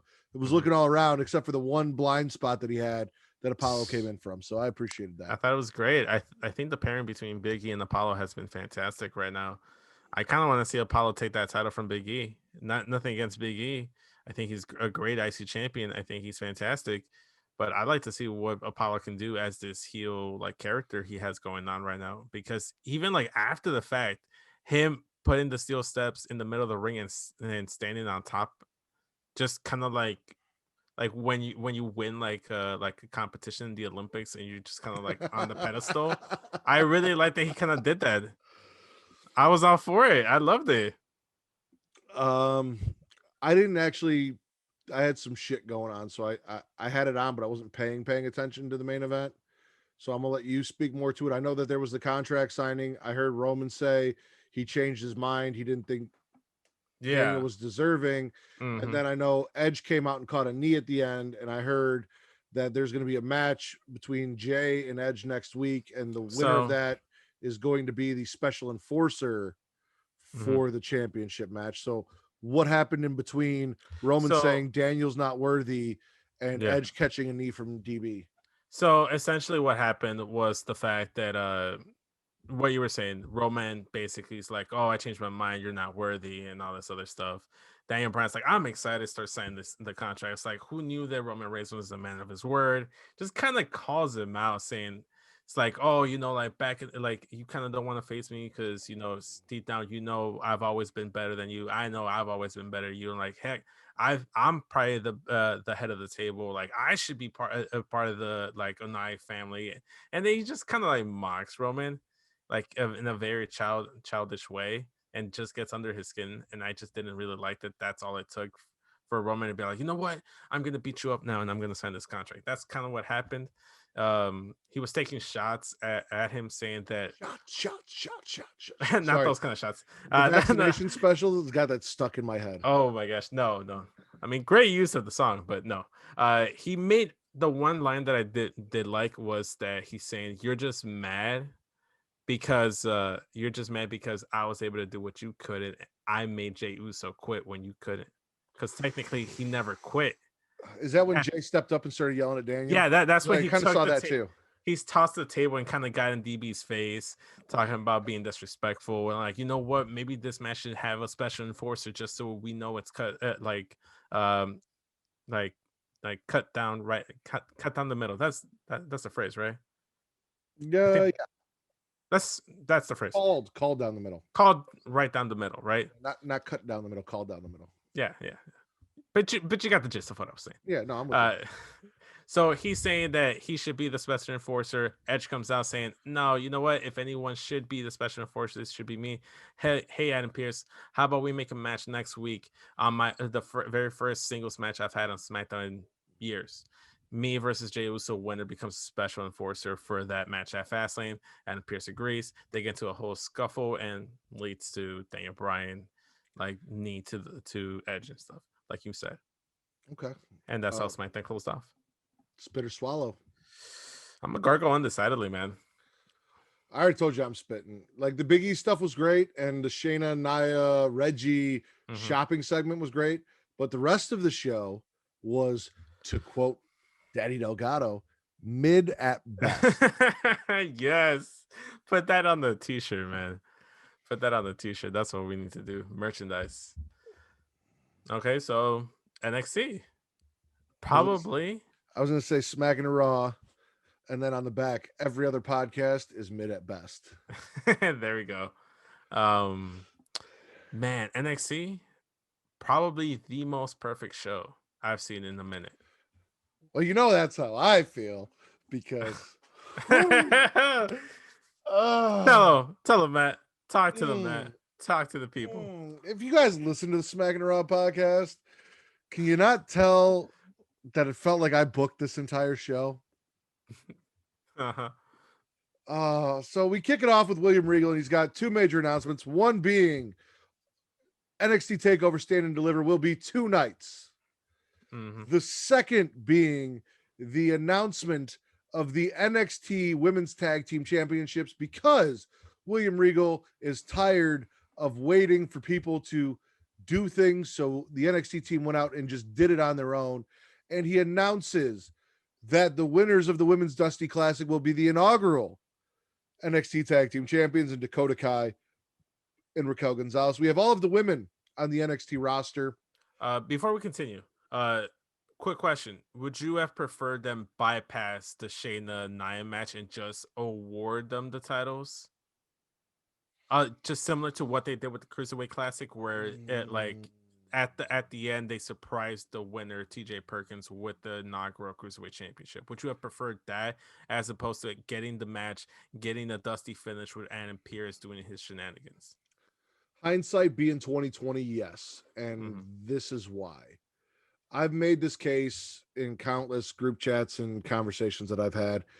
Vince McMahon, in my opinion, never intended on putting his main roster tag team titles on an NXT team. And if he did, we were not going to see those tag team titles defended regularly on NXT. If Dakota Kai and Raquel Gonzalez had won that match, we would have seen them on Raw. We would have seen them on SmackDown, basically in a call-up scenario for the amount of time that they were tag team champions. Vince, for whatever reason, does not want to take his main roster titles and have them defended regularly on NXT. And the proof in the pudding is the fact that he didn't put the titles on Raquel and Dakota in that match, nor did he continue a story that led to Raquel and Dakota getting a match at WrestleMania for the titles.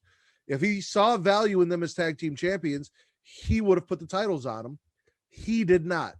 Yeah. So if that is the case and we were never going to crown them as champion, then yes, absolutely, 100%. Just make it for the tag team titles. Now, this did allow the storytelling logic point of we're doing this because of this thing that happened, when originally those women's tag team titles were supposed to be defended across all 3 brands. You could have also gone with the William Regal wanted to have the women's tag team titles as the prize for the Dusty Classic and was told no by main roster that NXT was not a priority, something like that. So then William Regal created their own tag team titles to elevate the women in NXT and give them what he felt they deserved because the main roster wasn't giving it to them. So I would have gone that route. Hindsight being 2020, but we have Shotzi Blackheart and Ember Moon amongst all the women in NXT who are standing on the rampway, who are watching the inaugural NXT Women's Tag Team Championships being presented to Dakota Kai and Raquel Gonzalez. Dakota Kai and Giant Gonzalez are, we beat everyone. We beat everyone here, blah, blah, blah, blah. Shotzi and Ember come in, challenge them to a title match. William Regal grants the title shot for later tonight, which means that we went from having a women's title match and an NXT title match to a women's title match, an NXT title match, and a women's tag team title match. And ladies and gentlemen, so good. So before we got that women's title match, Io Shirai defeats Tony in tights. Damn. Tony in tights is not bad. Tony in tights is not bad. So RN made the point on the Smack Raw podcast of that without the tights, you just don't get the jiggle the same way you do in the tights. It's like Jello in there. Just doesn't move the same. He prefers the tights because it allows for more movement. I looked at it as this is Tony Storm possibly kind of going full heel, but also she's made it very clear that she doesn't want people to make her entire career about how fantastic her ass is. So she's covering up. It's not out there for everyone to see, which is a heel tactic because you take away what people want. You don't give them what they want. If people are simping over your ass, you cover your ass up. Exactly. I don't know how I feel about Tony losing this match though, because, well, we're gonna get into it because they did pivot better, but at the time I was like, what are we doing with Io then? Look, from the jump, I've watched the way that they've booked the NXT Women's Division from start to finish. Everyone was so hyped up about Toni Storm. I totally got her as a champion. I would have been totally okay with her as a champion. But given the very quick build up to that, I knew they weren't going to drop that title to Io. The way they've been booking Io, they've been booking her as the third most dominant women's champion in NXT history, right up there with a Shayna Baszler and an Asuka. And regardless of them not doing anything too much with her currently, I knew they weren't just going to drop the title because they had nothing for her. And like Reek was saying, was it Reek that was saying, or was it Kenny, or I can't remember who was saying, but the end game was always going to be Raquel versus Io Shirai.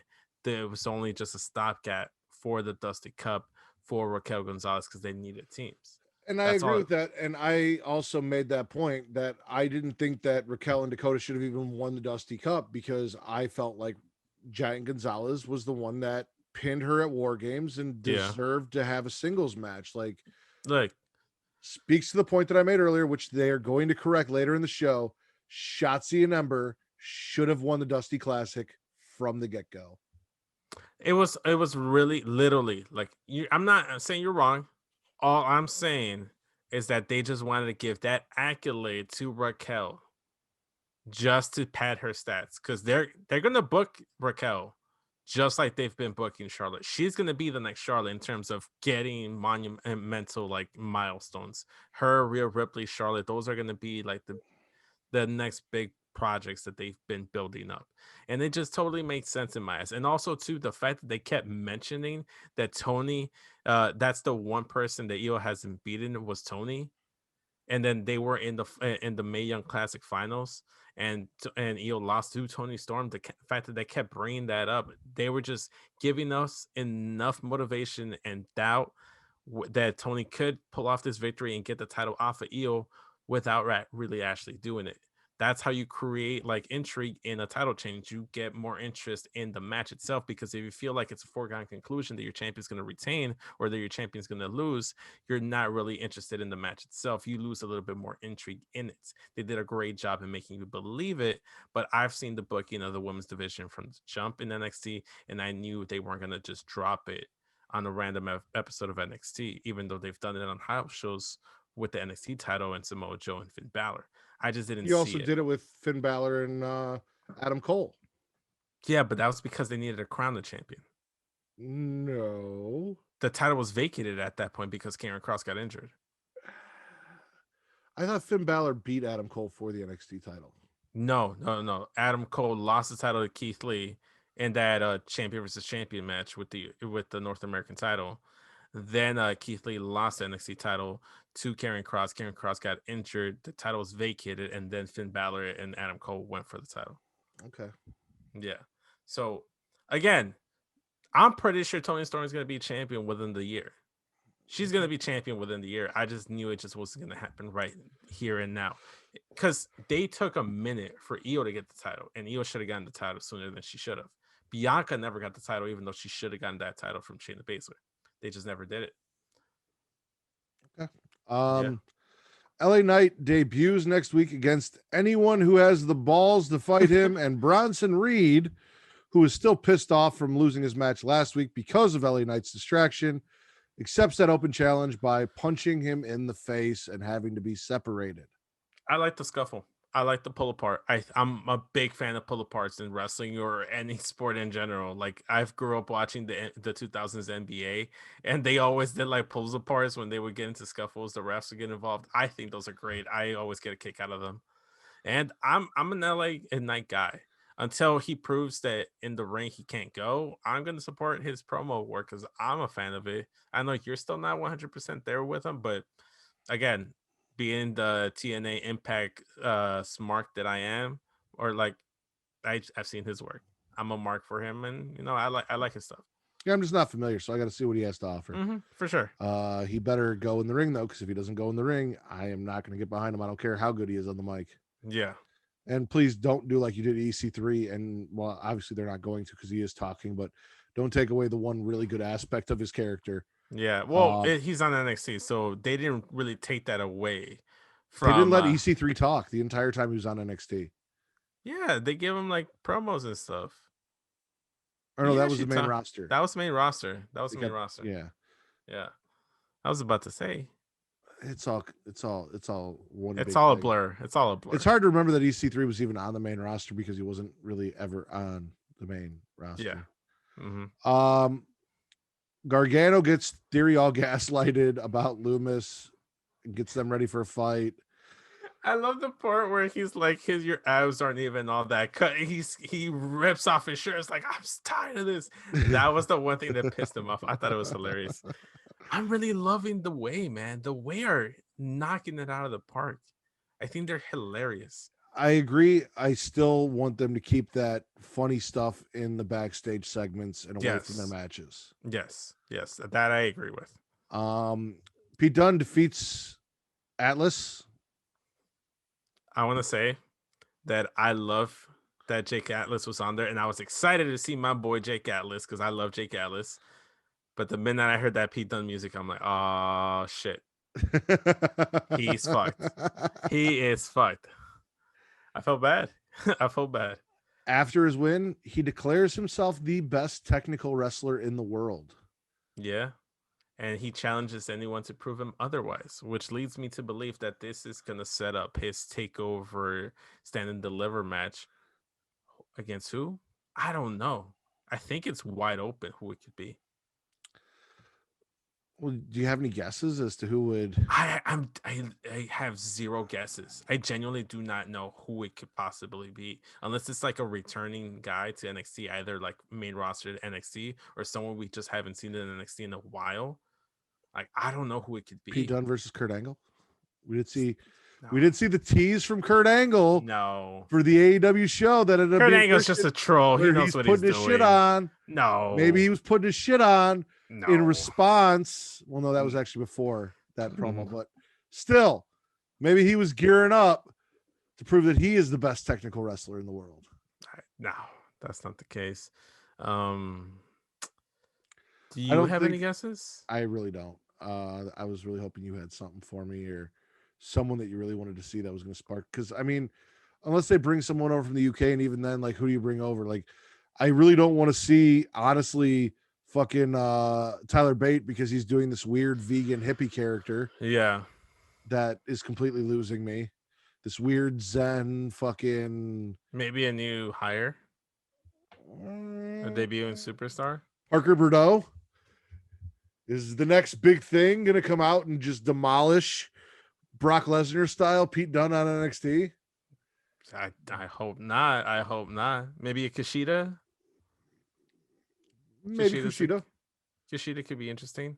Yeah, we haven't seen him in a while. I don't want to get your hopes up, but Aleister Black is a very interesting option here. Oh my God. Pete Dunne, Aleister Black would be fantastic. Now that music just hits at worthy takeover, and I lose my shit. That's masturbation. Losing my shit. Vince. Yes. There's a package that you said you were going to send me. Haven't gotten around to it. There's a lot going on. Reminding you. It's gonna get to you, man. My birthday's April 5th, so. Okay. It's gonna get to you, man. It's gonna get to you. It's not going anywhere. It's yours. It's promised to you. I'm just gonna make sure it gets to the new apartment nice and safe, and then I'll go ahead and you ever out in the Northwest Burbs for anything? Never. Okay. It would literally be a mission just to drop it off and then come back. I literally go. I was gonna say there's some nice restaurants out here if you happen to just like want to swing by, throw it on the front porch, and then go take your lady out to eat on a little like adventure date day. Hey, let's go check out. Anyway, the burbs. No, not the deep burbs. She hates the burbs, man. That'd be a horrible day. Like, you setting me up to fail, man. I don't know how I feel about her anymore. We might have to get you a new one. Go ahead. Imperium wants Thatcher. They said they'll take Ciampa too if they have to, but no matter what happens, Imperium is going to take over NXT, and they want Thatcher to come home and be with them where he belongs. I loved it. I like. God damn it, Vince. Later on, Thatcher is given the choice, doesn't really say anything. Ciampa shows up, says, "Listen, man, I'm not about this. I'm not getting on this train. I'm not joining in. So it's me or Imperium. We're gonna have a tag team match next week. You've got a choice to make." Thatcher never sells whether he's Imperium or if he's gonna stick with Ciampa. To me, this does not look good for Ciampa, not even in the slightest. I really do think Thatcher's going to go Imperium, maybe not right off the bat, but this is going to end with Ciampa getting beat down by Thatcher and Thatcher joining Imperium. And it is what it is. Old man Ciampa's going to get that ass whooped. All right. So I just talked about the second part, the Thatcher basically being given and you froze again. So yeah. Jesus Christ, Vince, you're fucking me up. Ember and Shotzi take on Dakota Kai and Giant Gonzalez for the women's tag team champions. And ladies and gentlemen, as I said earlier, as I will repeatedly say, it was always my thought that Ember Moon and Shotzi Blackheart should have won the women's Dusty Classic, that they were the better team. There was a lot of talk of, but think about Nia Jackson, Raquel Gonzalez. And to me, that is not that singles matchup is not enough of a reason to want to give these women the Dusty win and move forward. You keep giving me thumbs up, Vince. I'm not trusting you. I never saw the appeal in Giant Gonzalez standing against Nia Jax as a reason for them to win the Dusty Classic, let alone get the title shots. I always thought that Ember and Shotzi worked better as a team, were more suited as a team, and should have won. And they did, and are your new NXT Women's Tag Team Champions. And Shotzi Blackheart is the first ever Filipina Women's Tag Team Champion in WWE. That's fantastic. Fantastic. There are a couple other accolades that I saw that she tweeted out about Filipino wrestlers. I believe TJP was Cruiserweight champion. So there are a few things out there. Like she joins Batista and TJP as being one of 3 WWE Filipino WWE champions, and joins someone as being, tag team champions, but is the first ever female Filipina women's champion in WWE. So shout out to her. Shout out to our boys at Get Your Podcast. Gotta show them love. Absolutely. Got some Filipino blood over there.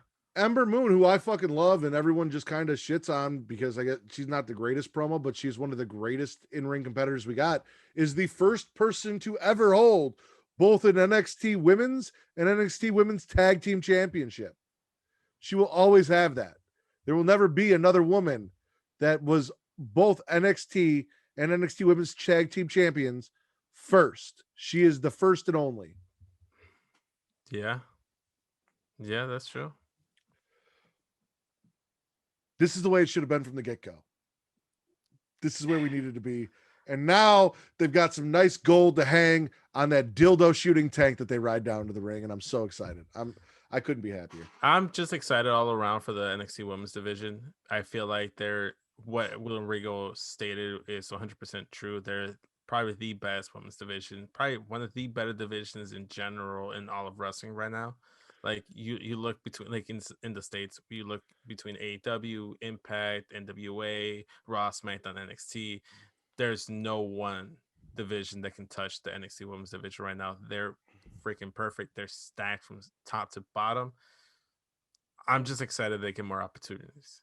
I agree. I really didn't like that they were getting the shaft and like the short end of the stick when it came to the WWE Women's Tag Titles, because they never really felt like they could have had that opportunity, because there were so many tag teams even before then they could have been in that title picture, and they just never did. I agree. Adam Cole cuts a promo. He addresses the Undisputed Era ending. He says it ends when he says it ends.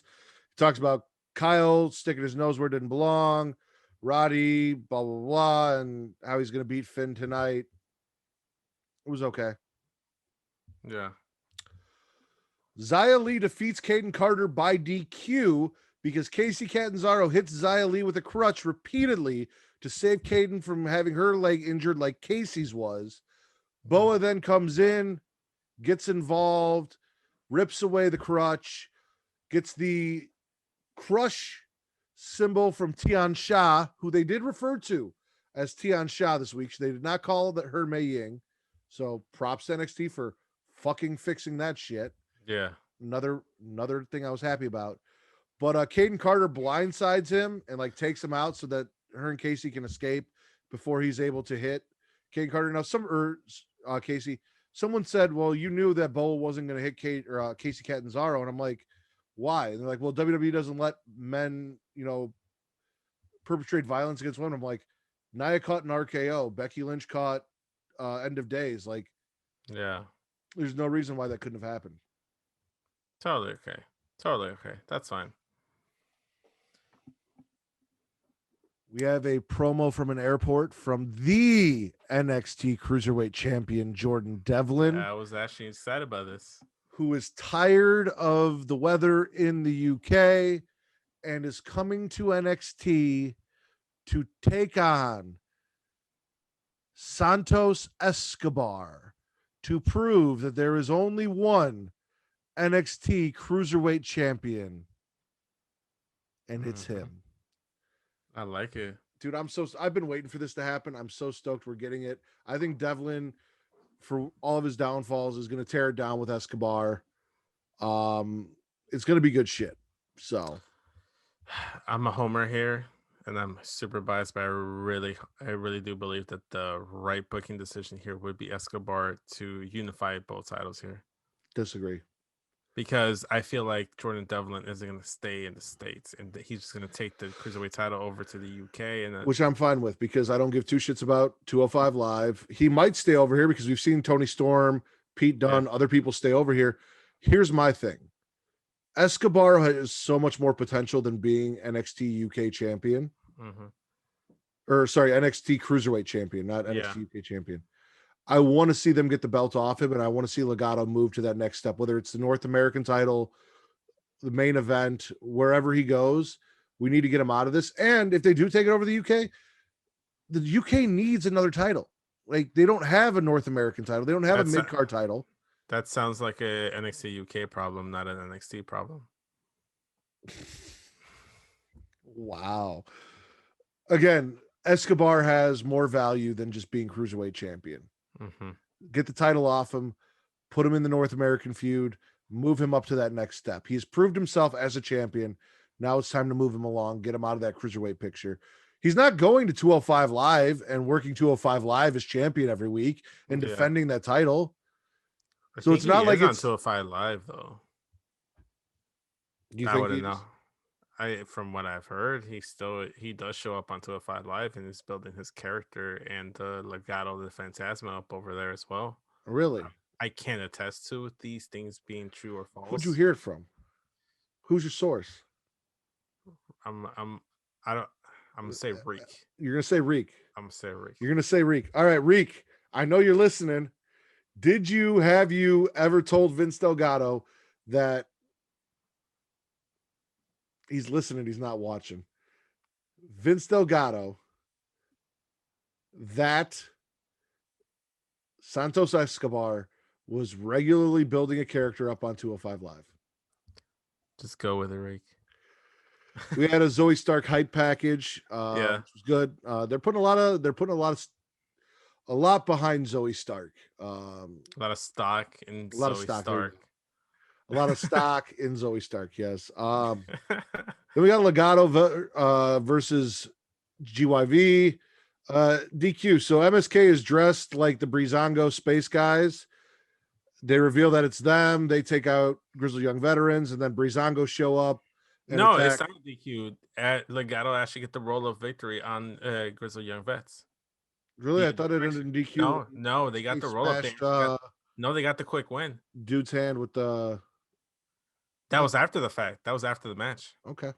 Yeah, because at that point, the real Breezango came out, attacked Legado, and then that's when MSK focused on Grizzled Young Veterans, and then just eye for an eye and took out the hand.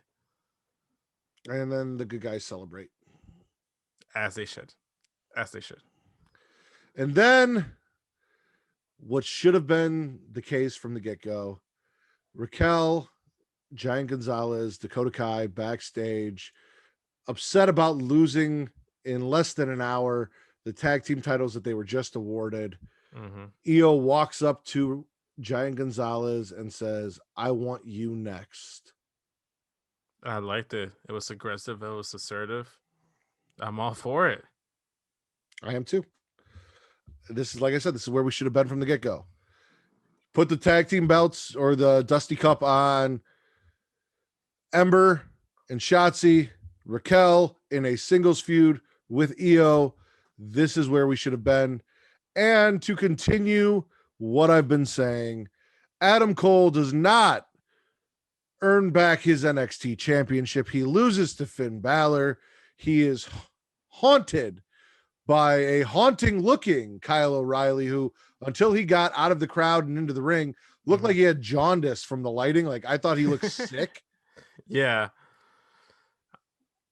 I like the little touch. I like the little touch of Adam Cole coming out to Undisputed Era's music, and commentary making mention of it is saying, is that Adam Cole's music or Undisputed Era? Him having the Undisputed Era wristband, perfect little touch of detail at the end of that segment. O'Reilly caused a distraction, giving Finn the advantage to beat the fuck out of Cole after blocking the low blow. Goes and rips off the Undisputed Era armband and just takes out Adam Cole. I thought it was perfect symbolism. Goes to deliver the vertical suplex brainbuster onto the stairs, just like Cole did to him. The refs save Cole. Mm-hmm. And then we cut to Finn Balor in the ring, who says, what took you so long? And as the camera pans over, it's Karrion Kross, which again, as I said, the person that's going to beat Finn Balor is going to be Karrion Kross. Should it really be, though? Yes. Where does that leave Finn after? Walter. But it looks like Walter and Tommaso Ciampa is where we're going now. Okay, but we're probably going to have Walter versus Tommaso Ciampa at the same time we're getting Finn and Kross. True. I'm all for it. After. Yeah. So here's the thing. When Finn Balor won the Universal title and then got injured, he was never awarded the chance to get his Universal title back. They never put the belt on him. They put the belt on Karrion Kross. He was injured. So the next logical person to put the belt back on and continue what they plan to do would be Karrion Kross. Do not ignore this man and move on as if that wasn't a thing. Like, you had plans for him. You saw something in him. So go with that. Yeah. Now, here's my thing. I kind of want Kross to win, and then maybe the Demon come back, and maybe Kross defeats the Demon. No. Shake your head all you want. I want Karrion Kross versus the Demon Finn Balor because that's what needs to happen. That's what makes sense for both of their characters. I need to see that. If Finn Balor goes Demon and he still loses to Karrion Kross, that just devalues the Demon just slightly. In the sense that it's like, okay, you try to bust out. It'd be like Goku struggling with Frieza, going Super Saiyan, and still struggles to beat Frieza. And it's like, at that point, it's like, what's the point of going Super Saiyan? No, it would be like Goku going Super Saiyan 3 and still losing to Majin Buu, even at Super Saiyan 3, which he did. Listen, here's the thing. The Demon is a great character that we haven't seen in forever. So bringing it out is going to be a big deal. Say you do it at your 2-night for Mania, but you've got to do something to establish Karrion Kross. He beat Keith Lee, and then we kind of lost that momentum. Yeah. Finn doesn't need to be put over. Finn doesn't need to be over. Finn's over. He's been NXT champion. He's been Universal champion. Finn is established. Yeah. But beating the Demon, being the only person to beat the Demon, the second guy to ever beat the Demon. Demon's never lost. Demon has lost to Samoa Joe on his way out to main roster. Granted, it was the version of the Demon that everybody wants to claim there was a lower level version of the Demon where he went black and white with no red. It was in the steel cage match. I can't remember what takeover it was, but he did lose to Samoa Joe. I disagree. What do you mean you disagree? I don't think that the Demon Finn Balor has ever lost a match. He lost the title. Like he lost he lost it to Samoa Joe. I don't think he was the Demon when he lost the title to Samoa Joe. Yes, he was. Matter of fact, let me look this up. You're really questioning my NXT knowledge here. Dude, I've watched just as much NXT as you. So yes, I'm questioning it. Okay.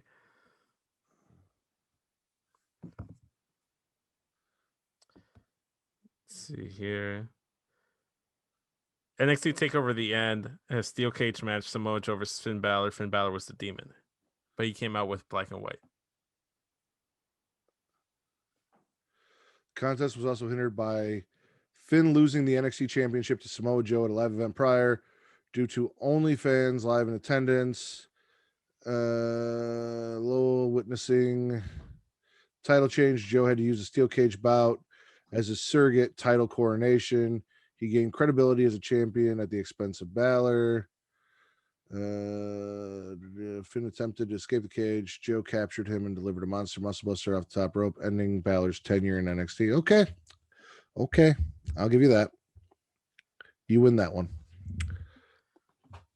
I really didn't think I really thought the whole thing was that the Demon has never been beaten. They try to build that lore up when he went up to main roster, and the Demon was truly undefeated. But because Joe won the title in that live event, they wanted to give a little bit more credibility to Joe as champion. So they figured go out as the Demon. I don't think he should have went out as the Demon. I think they should have just kept the aura of the Demon completely like still up there, keep the mystique alive. Then no one's been able to beat him. And on main roster, they say what you will.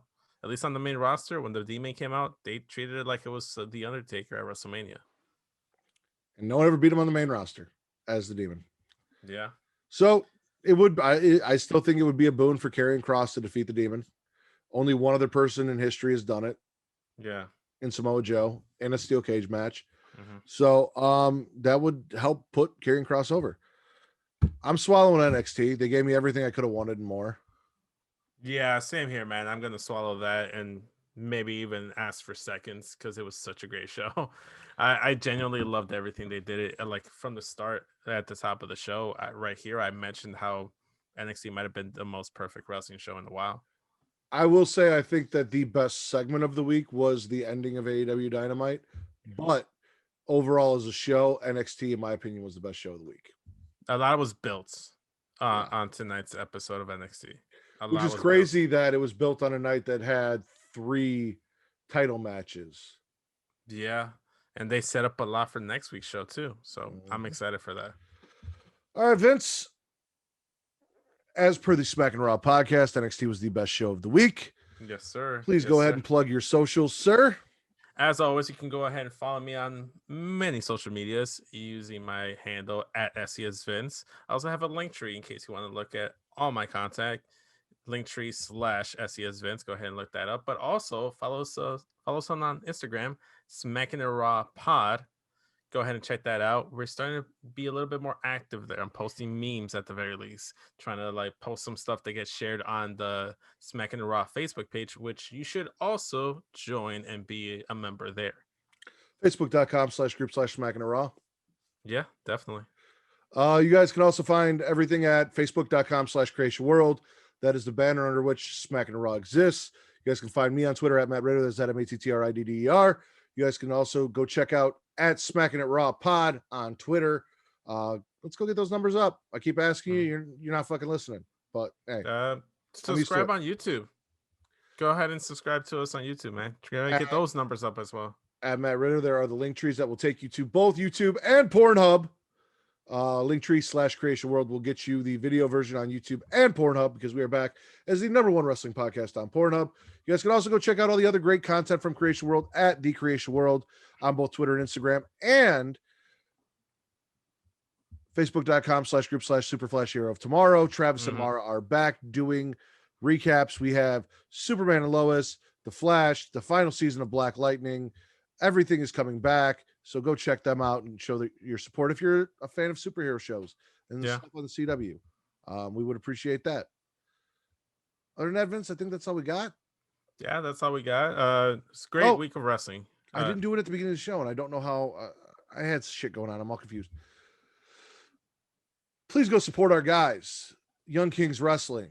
Go check out whatamaneuver.com. Links are on my page and my pin post. You can find it at youngkingswrestling.com to get you to the What Maneuver page to go buy yourselves a Black Lives Matter shirt. And all of that money goes into a fund that is distributed to causes that are putting money where it needs to be, whether it's GoFundMe's or anything. The people that need the help are getting the money directly from the source. So please go do that and support those guys as well. They gave us a lot of shout outs on their latest episode. So we do appreciate them as much as they appreciate us. For sure. Definitely one of my favorite people to work with. Absolutely. All right.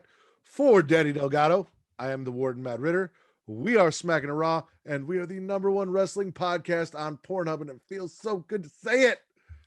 Yeah. It's music to my ears, man. Peace. Later, y'all.